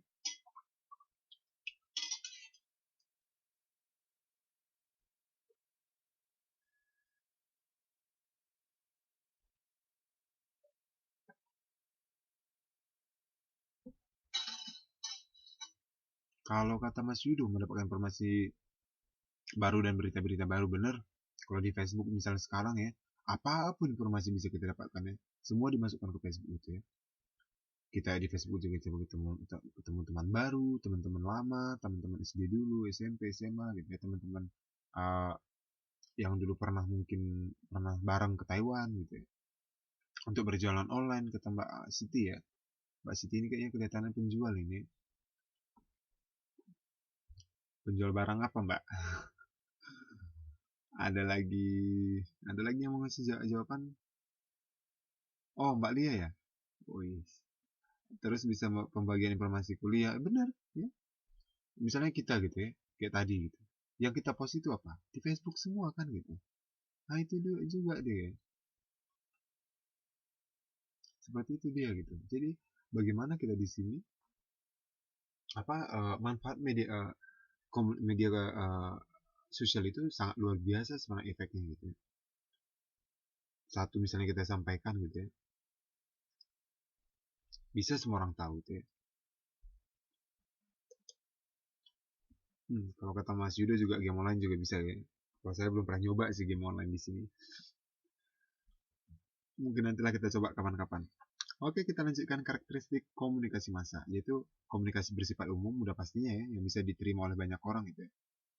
Kalau misalnya cerita sejarah gitu ya, atau cerita tentang hewan-hewan gitu, ya mungkin beberapa komunikasi yang seperti itu ya mungkin nggak bisa didengar semua orang gitu ya. Kalau misalnya hanya segmen-segmen tertentu gitu ya, atau misalnya game misalnya seperti kata Mas Yudo tadi gitu ya, cerita misalnya ada beritakan tentang game, nggak semua orang tertarik gitu kan. Tapi kalau ceritakan misalnya, oh ini misalnya tentang pemilu gitu ya, wah semua orang tahu gitu ya, semua orang pengen tahu informasinya gitu ya. Tapi kalau misalnya sampai tentang game, mungkin gamers yang suka gitu ya, yang suka game atau cowok gitu ya. Kalau misalnya cewek berumah tangga, aduh bagus dia Facebookan ya kan. Nah gitu dia, komunikasi bisa heterogen gitu ya, yang banyak gitu ya. Karena pastinya juga kayak gitu ya, komunikasi massa juga untuk semua orang gitu ya. Jadi informasi yang disampaikan juga beragam gitu. Media massa menimbulkan keserempakan gitu ya. Dan juga hubungan komunikator dan komunikan bersifat non pribadi gitu ya. Artinya non pribadi bahwa mereka tidak bisa berpapasan gitu ya. Selanjutnya adalah prinsip-prinsip komunikasi. Jadi di sini adalah line loss, yang kedua adalah emotional appeal, yang ketiga adalah application.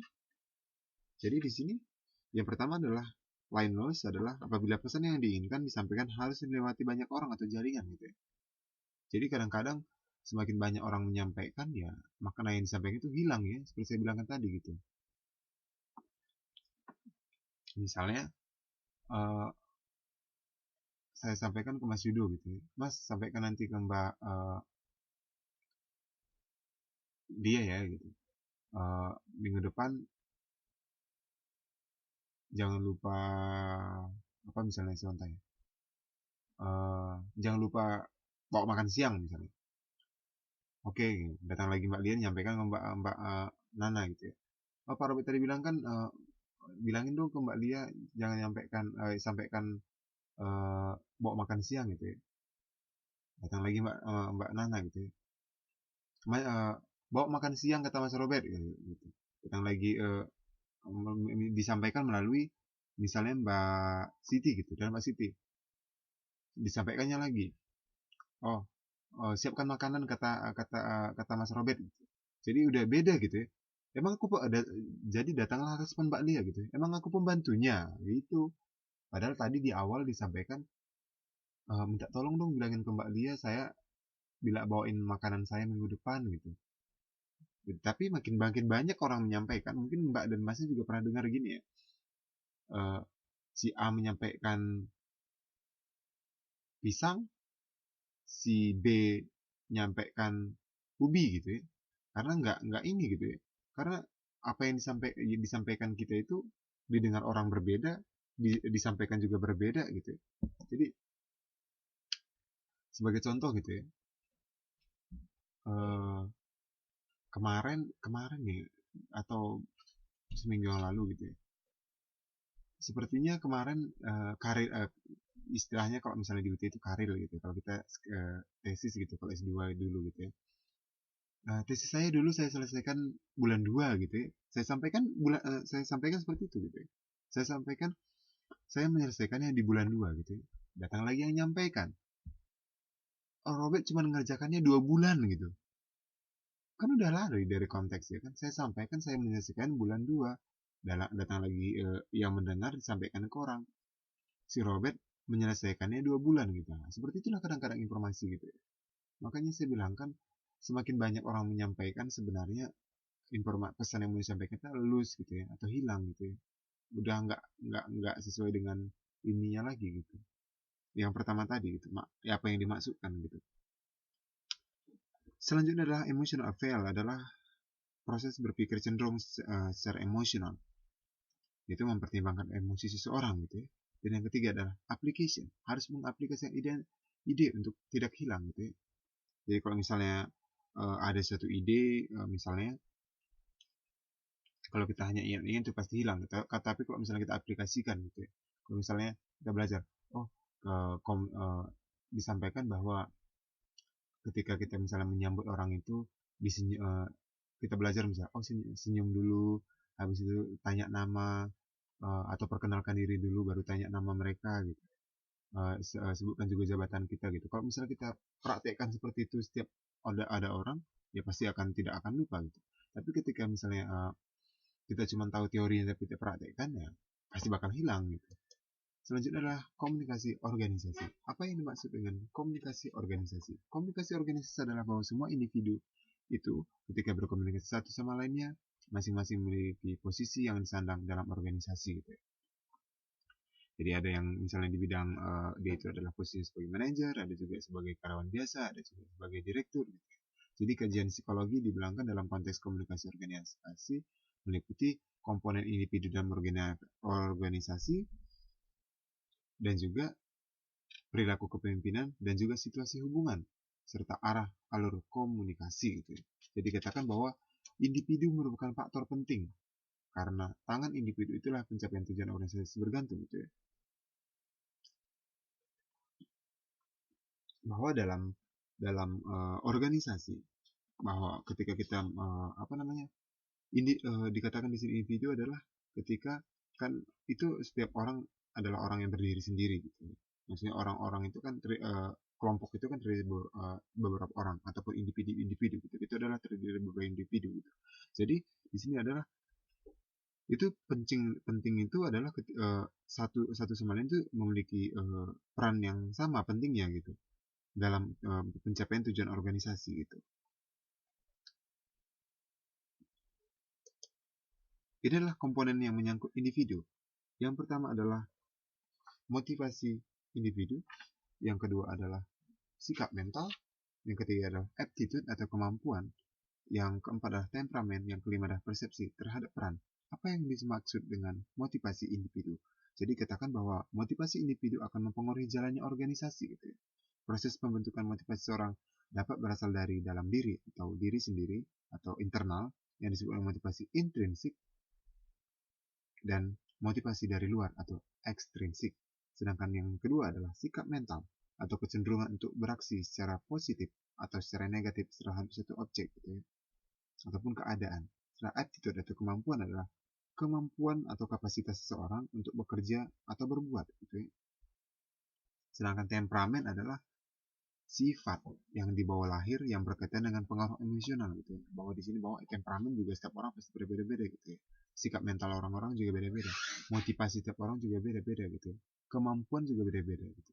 Dan yang terakhir adalah persepsi terhadap peran gitu ya. Jadi di sini bahwa persepsi terhadap peran adalah individu terhadap jabatan yang dipegangnya gitu ya. Bahwa perannya masing-masing baik formal ataupun informal gitu ya.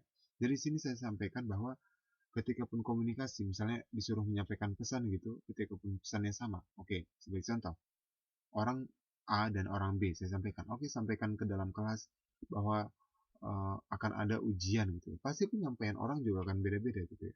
Ketika mereka menyampaikannya pesan yang sama, ketika misalnya ada surat, misalnya ada memo disampaikan ke mereka, dan disuruh disampaikan ke dalam kelas gitu ya, bisa itu akan berbeda hasilnya gitu. Mungkin apa yang disampaikan oleh semua orang bisa paham gitu, tapi ada juga yang menyampaikan udah disampaikan juga, dia tadi bilang apa ya gitu. Mungkin kita juga pernah gitu ya, apa sih katanya gitu, bingung gitu ya. Itu termasuk kadang-kadang bukan salah pendengarnya juga gitu, tapi orang yang menyampaikannya gitu. Faktor-faktor kepemimpinan itu peran penting dalam bahwa pemimpin merupakan peran yang paling penting dalam semua peran gitu ya. Karena pemimpinlah yang menentukan gitu ya, bahwa pemimpin berkaitan dengan kemampuan seorang mempengaruhi perilaku orang gitu ya. Saya pernah disampaikan oleh seseorang bahwa leadership ataupun kepemimpinan itu ilmu mempengaruhi orang lain gitu. Jadi ketika kita belum bisa mempengaruhi orang lain, berarti jiwa kepemimpinan kita itu masih rendah gitu. Jadi dikatakan di sini bahwa perilaku kepemimpinan itu meliputi apa sih gitu. Merumuskan tujuan kelompok pastinya gitu. Seorang pemimpin itu harus punya tujuan dan bisa mengkomunikasikan tujuan itu ke anggotanya gitu. Oke, kita misalnya membuatkan UT UT apa istilahnya ya, ada program misalnya kita mau buatin UT bantu ini misalnya UT buat sekolah gitu ya, UT buat SD misalnya atau TK gitu di Indonesia gitu atau di Taiwan gitu ya, yang istilah itu TK Indonesia misalnya namanya ya sebagai contoh. Jadi ketika misalnya orang mau diajak itu nggak bergerak ataupun enggak gitu, lu aja lah apa gitu, itu nggak bakal ini gitu. Tapi ketika misalnya pemimpinnya itu menyampaikan gitu ya, ini atas nama Indonesia kita harus kerjasama gitu ya, atau ini adalah atas nama Indonesia kita harus saling merangkul satu sama lainnya gitu ya, untuk membuat sekolah di sini. Oh, ketika kita bisa mempengaruhi mereka gitu ya, ketika nanti misalnya sekolah ini berdiri gitu ya, sejarah akan mencatat gitu ya, nama-nama di komunikasi 8 akan tercatat sebagai pendiri gitu ya. Oh, ketika kita orang tergugah gitu ya, oh iya juga ya gitu ya, mereka kan ikut gitu, berarti kepemimpinan teman-teman baik gitu ya. Tapi kita aduh suka mulah gitu, mau sekolah apa kayak ini itu nggak, aku nggak peduli gitu misalnya. Nah itu berarti kepemimpinan kita atau leadership kita rendah gitu ya. Selanjutnya adalah mengatur hubungan kerja di antara para anggota gitu ya. Kita juga harus mengerti gitu ya, siapa yang ngerjakan A, B, C gitu ya. Bukan berarti kerjakan apa yang kalian bisa, nggak bisa gitu gitu. Harus jelas job desk, job description. Setiap orang itu, Mbak Nana mengerjakan di bagian A misalnya, apa yang harus dikerjakan di bagian A gitu. Mbak Lia di bagian B, apa yang dikerjakan di bagian B, Mbak Siti bagian D, apa bagian D gitu ya. Mbak Nurwaidah misalnya bagian D apa gitu ya, atau juga Mbak Wahyu gitu ya, atau Mbak Yudo bagian F misalnya, apa kerjaan dia gitu, harus jelas gitu ya. Itu kalau pemimpin yang baik gitu. Dan juga mengkomunikasikannya gitu, bagaimana supaya dia mengerti apa yang mau disampaikan gitu ya. Dan juga menggerakkan kelompok ke arah pencapaian tujuan, dan juga menyediakan sarana yang diperlukan kelompok, memelihara kekompakan kelompok. Ini yang sering nggak mudah gitu ya, malah terpecah ya. Ini yang bagaimana komunikasi kita, mengkomunikasikan ke orang lain gitu ya. Dan juga meningkatkan kualitas interaksi dalam kelompok gitu ya. Dan juga mengkritik selalu memberikan penghargaan gitu ya. Kenapa ada baru-baru ini kemarin ada perusahaan yang disampaikan bahwa ketika misalnya ada lahiran gitu, ada karyawannya nikah gitu, bosnya itu datang, bos nomor satunya gitu, dia datang kasih ucapan selamat, kasih papan bunga gitu. Kita secara pribadi pasti akan merasa dihormati gitu kan, merasa tersanjung gitu ya kan, ketika bos kita datang, aduh bosku datang nih ke pernikahanku gitu ya. Kita pasti bakal agak-agak gimana gitu ya, kita kan merasa respect gitu ya. Itu juga penting untuk pemimpin gitu ya. Selanjutnya adalah komunikasi antar budaya. Ini adalah salah satu yang jadi masalah di Indonesia gitu ya. Indonesia boleh bangga dengan beragam budaya, tapi ini juga menjadi satu tantangan bagi orang Indonesia. Beragam, mulai dari ras, mulai dari suku kita yang beragam-ragam, agama, bahasa, tingkat pendidikan, status sosial, gitu, jenis kelamin, komunikasi dan lain sebagainya gitu ya. Sering sekali ini juga gitu. Bagaimana juga kita orang yang melek akan komunikasi, bagaimana orang yang ngerti komunikasi gitu. Nah ini yang harus kita pahami gitu ya. Sebagai contoh misalnya, saya yang dari Sumatera Utara misalnya, suara saya mungkin agak keras ya kan, dikit-dikit keras gitu ya. Sekarang udah agak lebih baik sih harusnya gitu ya. Udah 2 tahun di Taiwan gitu, udah mau 2 tahun setengah gitu. Mungkin bagi orang pernah dengar, Pak Robert kok marah-marah terus ya gitu. Padahal memang gaya komunikasi saya seperti itu, suaranya memang besar. Karena memang dari tanah Sumatera Utara ya kan. Memang saya bukan Batak kayak Rudy Stompu gitu. Saya orang Karo gitu ya. Mungkin mbaknya saya Saya juga Batak, tapi Batak Karo, beda dengan Hustompul ataupun yang lainnya yang sering dilihat di TV gitu. Eh, saya harusnya lebih halus dari mereka cara ngomongnya gitu ya. Tapi ya seperti itu lagi dia misalnya. Tapi tetap aja cara cara ngomong seperti tetap kayak orang Batak gitu ya. Kalau misalnya saya menyampaikan gitu ya, ketemu sama orang Sunda misalnya ya, yang halus-halus, iya mas, iya gitu ya. Bagaimana bisa ini ya kan?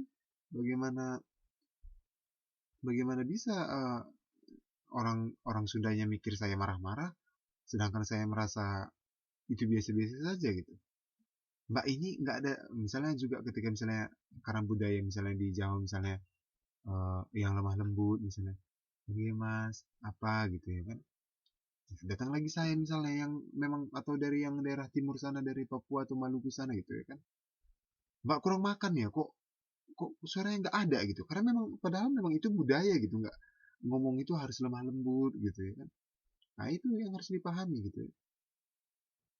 Contoh di buku kita dikatakan bahwa pria Amerika yang meletakkan tangannya tanpa sengaja di bahu rekan bisnis seorang pria Jawa. Perilaku tersebut dianggap penghinaan terhadap kebudayaan Jawa gitu. Padahal maksud orang Amerika ini ya sob gitu ya kan, sahabat gitu ya, teman gitu, rekan bisnis gitu. Letakkan tangannya di bahu orang pria Jawa gitu. Sedangkan bagi katanya bagi pria Jawa itu adalah penghinaan gitu. Hal yang sesuatu yang dianggap yang tabu gitu. Sedangkan bagi kita gitu apa gitu ya, sedangkan bagi orang mereka itu adalah lebih lebih dekat, berarti gitu. Berarti saya sama lu deket gitu, ketika misalnya merangkul-rangkul apa gitu, meletakkan tangan di bahu orang gitu. Atau mungkin juga apa canda-canda apa gitu. Kalau mungkin kalau ketemu dengan pria Jawa mungkin agak lebih kalem, dia mas apa apa gitu ya kan. Sedangkan ini tahulah kita juga memang orang barat, memang agak sedikit ceplas-ceplos ya kan, pasti akan berbeda gitu. Nah, itu yang harus dipahami gitu. Di satu sisi itu merupakan satu kebanggaan bagi kita juga karena keberagam budaya, tapi juga itu menjadi tantangan terbesar juga bagi kita ketika kita tidak bisa meletakkan diri kita atau juga memahami perbedaan itu gitu ya. Itu dia. Ruang lingkup komunikasi bisnis. Yang pertama adalah disampaikan pada poin pertama dikatakan, pada umumnya mungkin saja di antara kita mengerti komunikasi bisnis sekedar kegiatan korespondensi, promosi, presentasi dan periklanan gitu ya. Bahwa komunikasi bisnis itu bukan hanya sekedar ini gitu ya. Komunikasi bisnis mencakup semua aspek dari bagaimana mengelola, menerima, mengekspresikan dan bertukar gagasan dalam bisnis. Bisnis adalah aktivitas manusia yang berkaitan dengan pembelian, penjualan atau pertukaran barang atau jasa dalam untuk memperoleh keuntungan. Itulah definisi bisnis. Dan komunikasi adalah komunikasi yang dilakukan antara manusia dan dalam perusahaan dengan perusahaan lain yang berkaitan dengan pertukaran barang atau jasa untuk memperoleh keuntungan. Ingat bahwa dalam komunikasi bisnis tetap adalah pertukaran informasi untuk proses bisnis, yaitu barang dan jasa. Untuk ujung-ujungnya itu adalah keuntungan. Itu harus diingat. 5 lingkup pokok komunikasi bisnis. Apa aja itu ya? Ada 5 lingkupnya. Yang pertama adalah bentuk komunikasi. Itu adalah ada itu istilahnya oral communication, written communication, gesture communication, dan signal communication. Ada juga keterampilan komunikasi. Itu adalah merasa, mendengar, membaca, mengobservasi, menghayati, berpikir, memahami. Ada juga faktor psikologi. Ada personality, appearance, reputasi, dressing gitu ya. Ada juga proses komunikasi. Yang di dalamnya itu adalah sumber komunikasi, komunikator, pesan, yang sudah kita pelajari tadi, dan juga ilmu-ilmu penunjang. Dan di sini adalah ada bentuk komunikasi. Bisa kita lihat pada buku kita tadi, dari bentuk komunikasi ada 4 di sini. Ada oral communication, oral written communication, gesture communication, dan juga signal communication. Apa yang disebut dengan oral communication? Oral communication ini adalah atau disebut dengan komunikasi lisan.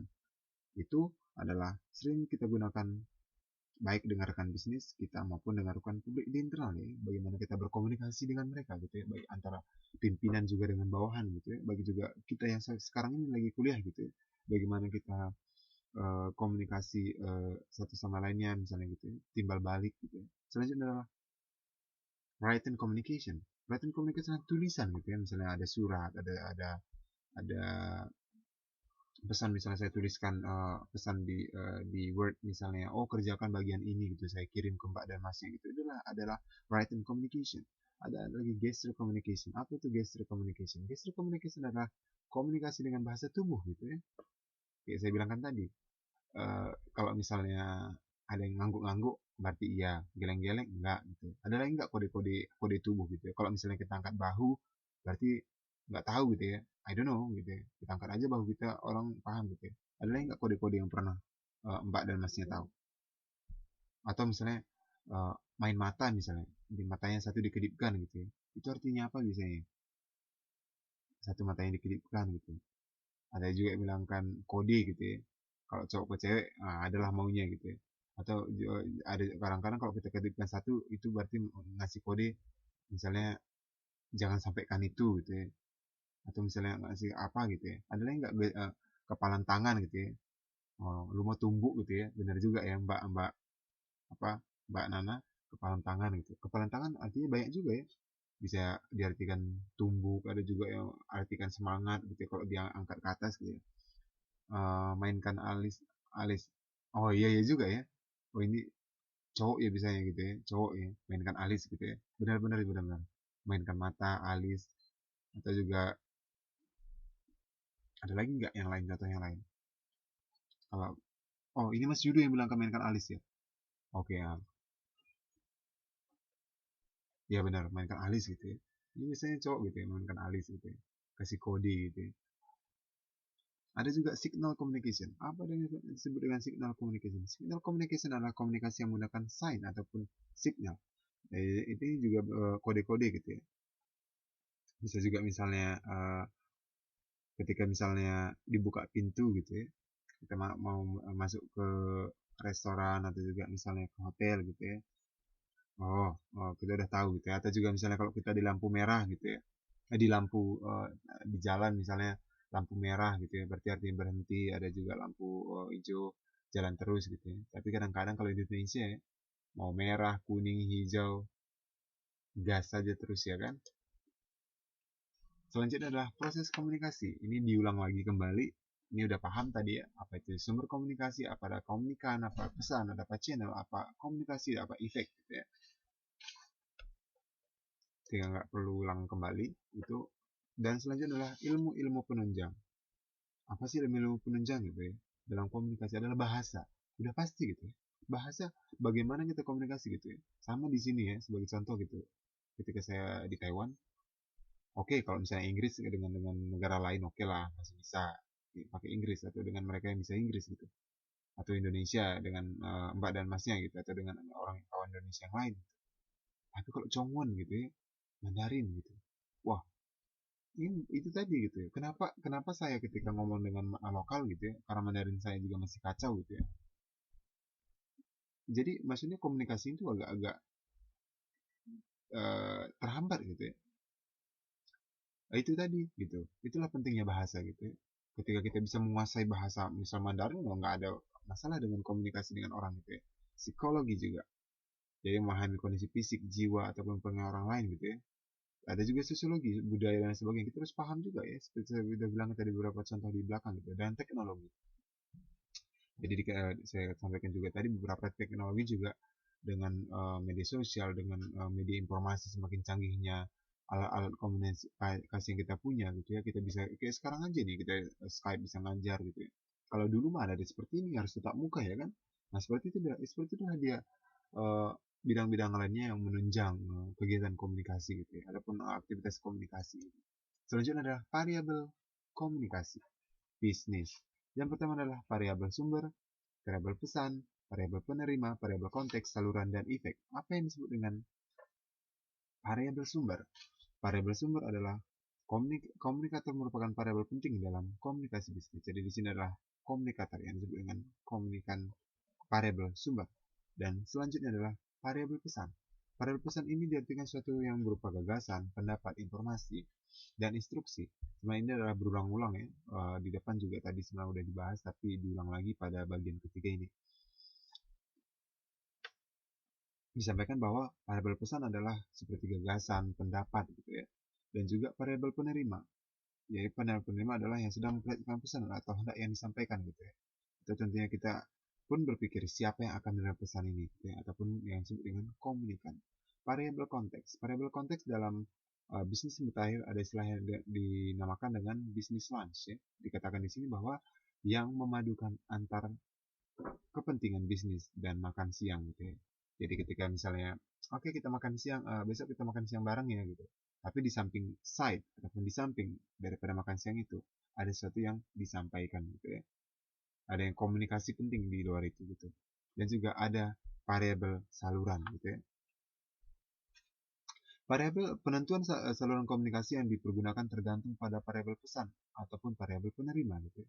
Jadi di sini salurannya juga pasti berbeda-beda gitu ya. Kalau misalnya kita mau, saya misalnya dengan orang tua nih, saya sebagai contoh gitu ya. Saya mau komunikasi dengan mereka gitu ya, mau teleponan gitu. Saya mau Skype gitu biar nengok muka mereka. Ya nggak bisa, orang mereka nggak ngerti internet gitu ya, nggak paham internet gitu. Gimana gitu ya, nggak bisa gitu. Jadi saya juga semangat saluran mana yang bisa saya pakai untuk komunikasi dengan orang tua. Ya udah, telepon biasa gitu ya. Begitu. Kalau misalnya dengan keluarga yang lain, nah mereka paham Skype, mereka paham BlackBerry Messenger, mereka paham Line, ya udah pakai Line gitu ya, atau pakai sosial media lainnya gitu ya. Tergantung lawan bicara kita, ini perlu dipahami variabel saluran gitu ya. Variabel efek ataupun juga disebut dengan tadi uh, feedback gitu ya. Di sini bukan contohnya, barangkali tanpa disadari sering Anda menyatakan bahwa barang cocok saya beli gitu ya. Mungkin juga itu tadi efek gitu ya, ketika misalnya seseorang menyampaikan sesuatu kepada kita gitu ya, dan kita tertarik untuk apa namanya membelinya ya, kita pasti dalam hati juga menyatakan seperti yang bilang tadi, barang cocok saya beli gitu ya. Gumoman semacam ini sering terdengar di mana-mana gitu ya. Itu adalah feedback daripada apa yang kita dapatkan daripada communicator gitu ya. Kita sebagai komunikan ada efek yang kita kasihkan gitu ya. Ada respon gitu ya, setelah disampaikan pesan gitu. Dan di sini ada ruang lingkup komunikasi bisnis. Jadi ada lingkungan internal, ada lingkungan eksternal. Ini merupakan hal poin penting yang harus kita pahami, bahwa di komunikasi bisnis itu kita harus berhadapan dengan lingkungan internal organisasi, pelanggan, pemilik manajemen karyawan, penyalur, pemasok, regulator. Kenapa penting gitu? Karena kita harus berkomunikasi dengan mereka, misalnya pelanggan gitu ya, ketika Mbak misalnya nanti bekerja gitu, seperti contoh-contoh yang sudah saya sampaikan tadi di awal gitu. Masuk misalnya ke perusahaan, oke, udah ada pelanggan komplain, ya kita harus menerima gitu ya. Mungkin juga Mbak dan Masnya pernah komplain gitu ya, bagaimana kita menyampaikan pesan komunikasi yang baik dengan mereka, bagaimana kita menjelaskan kepada mereka, bagaimana kita juga uh, harus membuat mereka yakin dengan jawaban kita gitu ya. Nah, ini hal-hal seperti yang kita pasti akan bertemu gitu ya, untuk lingkungan internalnya gitu ya. Jadi bagaimana dengan penyalur juga gitu ya, bagaimana dengan karyawan juga gitu, bagaimana juga dengan orang-orang yang berkepentingan dengan perusahaan kita gitu ya. Kita harus paham gitu. Jadi kita itu bukan cuman mengerti hanya di sebatas karyawan gitu ya. Kalau karyawan mah udah saling-saling tahu ya kan. Tapi kita juga harus paham untuk ketika kita berhadapan dengan pihak-pihak yang berhubungan langsung dengan perusahaan, tapi orang luar gitu, misalnya pelanggan, pemasok gitu ya, dan juga penyalur dan lain sebagainya gitu. Ada lagi lingkungan eksternal gitu ya. Misalnya ada yang ada pengaruh dari politik, fisik, sosial, dan teknologi gitu ya. Ini juga secara tidak langsung gitu ya. Ini juga berpengaruh gitu ya. Jadi bukan cuman kalau tadi kan berpengaruh langsung gitu ya, kita akan komunikasi langsung dengan mereka, tapi pihak eksternal atau lingkungan eksternal organisasi biasanya juga atau apa namanya lingkungan eksternal ini juga berpengaruh gitu ya pada bagian kegiatan organisasi gitu. Jadi mau langsung ataupun tidak langsung secara kegiatan bisnis itu pasti akan kena gitu ya. Jadi di sini disampaikan bahwa setelah membangun komunikasi dan hubungan harmonis dengan lingkungan internal, barulah kita membangun keseimbangan dengan lingkungan terdekatnya itu.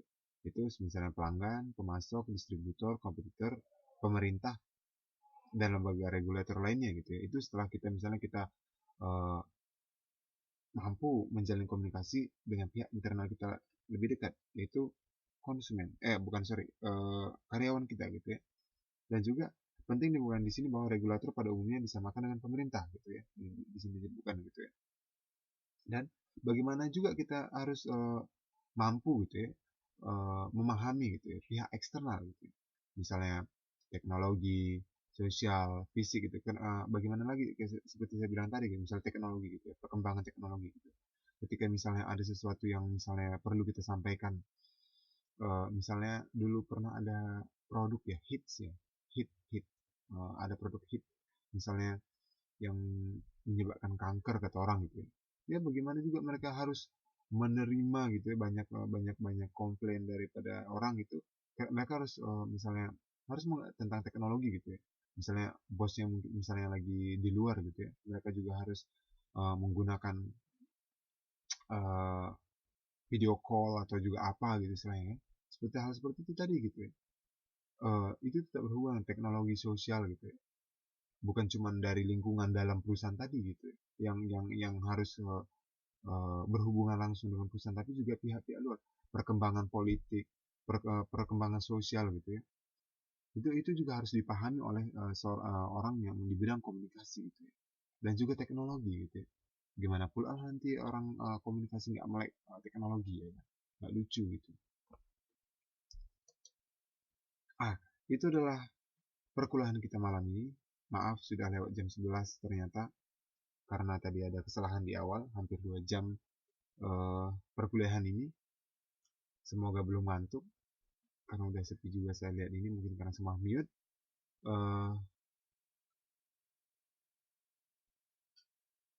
Mungkin itu aja. Ada pertanyaan? Mungkin saya perkenalan dulu ya, karena tadi masih terpotong. Mungkin saya perkenalan dulu sebelumnya.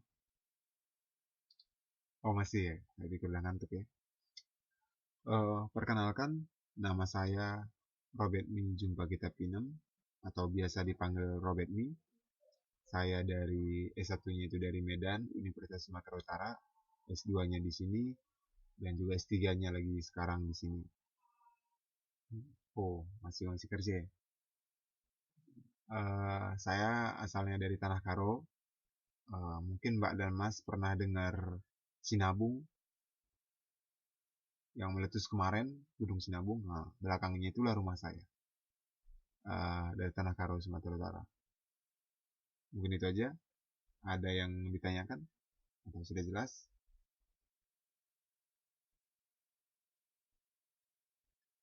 Soalnya saya pengen... Oh, belum menikah, masih single.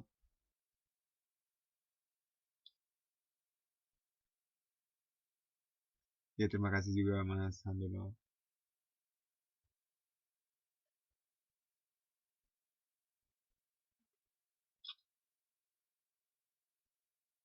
Ada lagi? Kalau tidak ada, mungkin nanti tanya-tanyanya kita akan lanjutkan di TTM 1 biar lebih seru ya, tetap muka.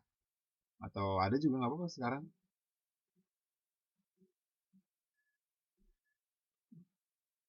Ya,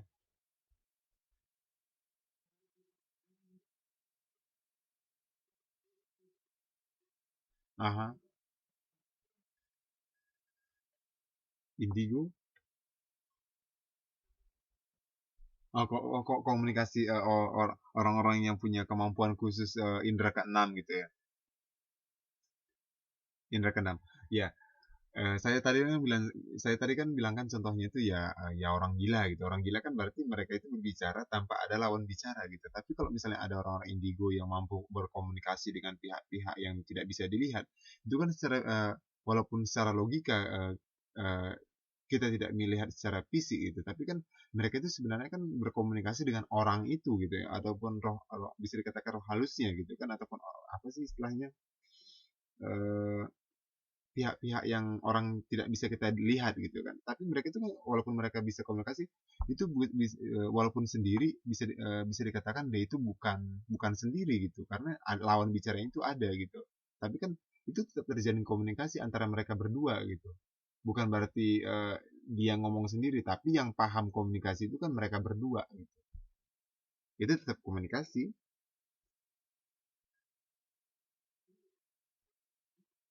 Bukan gila, bukan gila.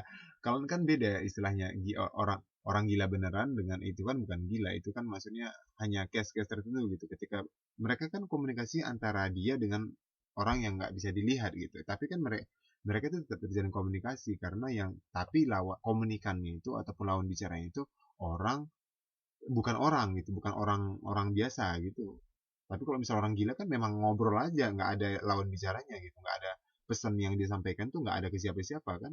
Kalau misalnya yang indigo, misalnya orang yang punya indera kemampuan khusus ataupun indera keenam, yang disampaikan itu kan ke itunya gitu, ke orang yang nggak bisa kita lihat gitu. Jadi tetap aja itu komunikasi sebenarnya, tapi komunikasi dalam tanda kutip gitu ya. Dia komunikasi dengan orang yang tidak bisa dilihat gitu. Tapi kalau misalnya orang gila kan memang dia ngomong sendiri, nggak ada ngomong siapa-siapa kan gitu. Gitu dia. Ada lagi pertanyaan? Kalau tidak ada lagi, kita istirahat. Kalau ada lagi, nggak apa-apa ditanyakan. Nanti mungkin kalau kenalan satu sama lainnya, mungkin pas ini aja kali ya, pas TTM aja kali ya. Karena kalau malam ini kayaknya udah kemalaman juga kita nanti. Karena kemarin juga Mbak Nana bilang kan jangan terlalu malam nih. Atau ada lagi yang mau bertanya? Kalau tidak ada lagi, kita sudahi. Kalau ada, saya persilahkan.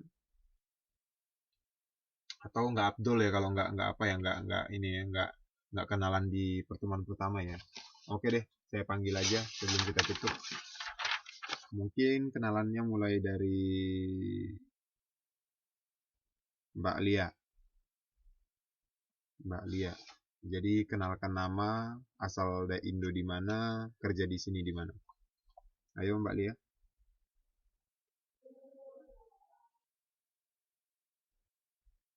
Nggak usah ketik Mbak Lia, ngomong, buka buka buka mikrofonnya. Nanti pagi baru selesai kita kalau diketik.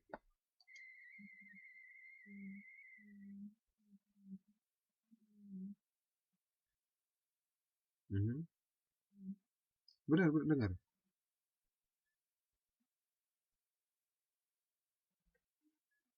Kerja di sininya kerja di mana? Oh, Taichung. Oh, Taichung.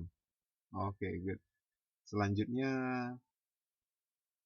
Mbak Nana.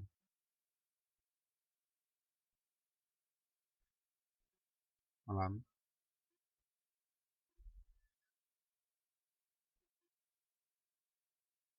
Aha. Mhm, Taipei. Oke. Mas Handono.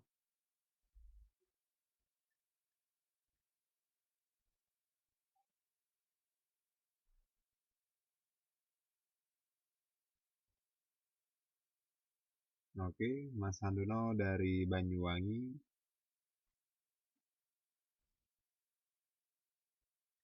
Siongkang, Kaohsiung. Oke. Oh, kemarin gimana Mas Handono pas lagi gempanya?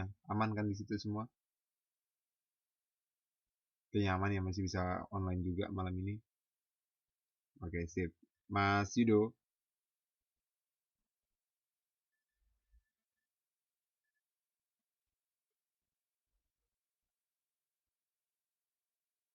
Mas Yudo.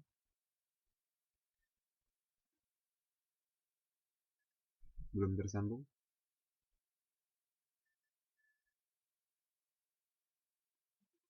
Oh iya.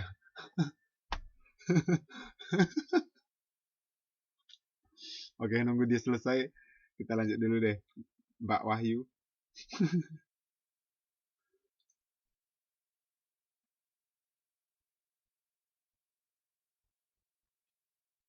Jangan-jangan mereka lagi komunikasi berdua ini.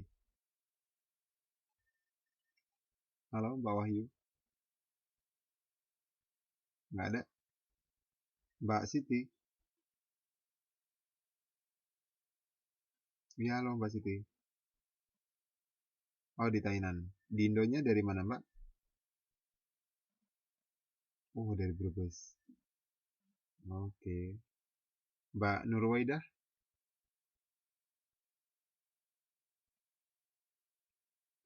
Mbak Nurwaidah, nggak ada, udah tidur ya. Oh iya. Kalau Mbak Wahyu udah muncul. Oh, Mbak Nurwaidah lagi ngetik. Mbak Wahyu, Yoma, ya, ya halo Mbak.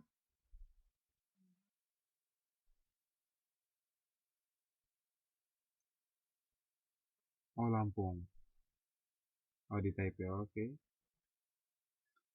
Mbak Nurwaidah sama Mas Yudo nih yang belum ya. Mbak Lili lagi di ini. Oh nggak apa-apa. Oke, sekarang giliran Mas Yudo nih.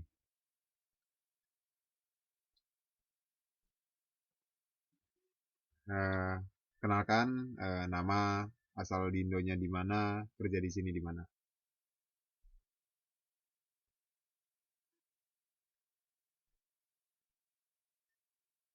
Mhm.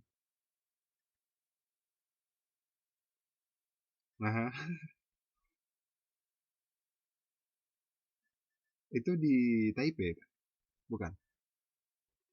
Oh, oh jadi masnya dari Jogja. Oh Yen, oh, oh Jogja. Oh, kapan-kapan bisa lah main ke Jogja ya. Oke, Jogja kayaknya keren deh. Waktu itu saya, ya, halo.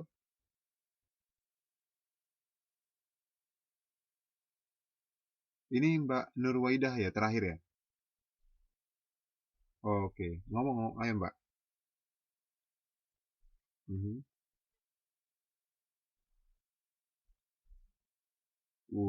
Bima. Ini juga ini terkenal dengan ininya bukan sih? Kuda liarnya bukan sih? Terkenal dengan kuda kan di Bima? Iya kan? Iya, saya tahunya Bima terkenal dengan kuda sih, kuda liar gitu ya. Memang ada bener ya Mbak, ada di situ kuda liar. Oh ya, oh. Oke deh, kapan-kapan lah ke sana ya. Oke, mungkin itu aja untuk malam ini. Eh, Terima kasih semuanya. Kita banyak ada dari Jogja, ada dari Bima, ada dari Brebes, ada dari banyak tadi ya. Ada saya juga dari Karo. Eh, Mungkin itu aja untuk malam ini. Jangan lupa, saya akan kirim malam ini segera ini pembagian kelompoknya dan juga tolong dipersiapkan dan juga sampai ketemu tanggal 9 Maret untuk presentasi kelompok 2 ya. Mungkin itu aja untuk kita malam ini. Selamat istirahat yang masih istirahat dan juga yang masih kerja. Selamat melanjutkan pekerjaannya. Oke, itu aja. Selamat malam. Bye bye.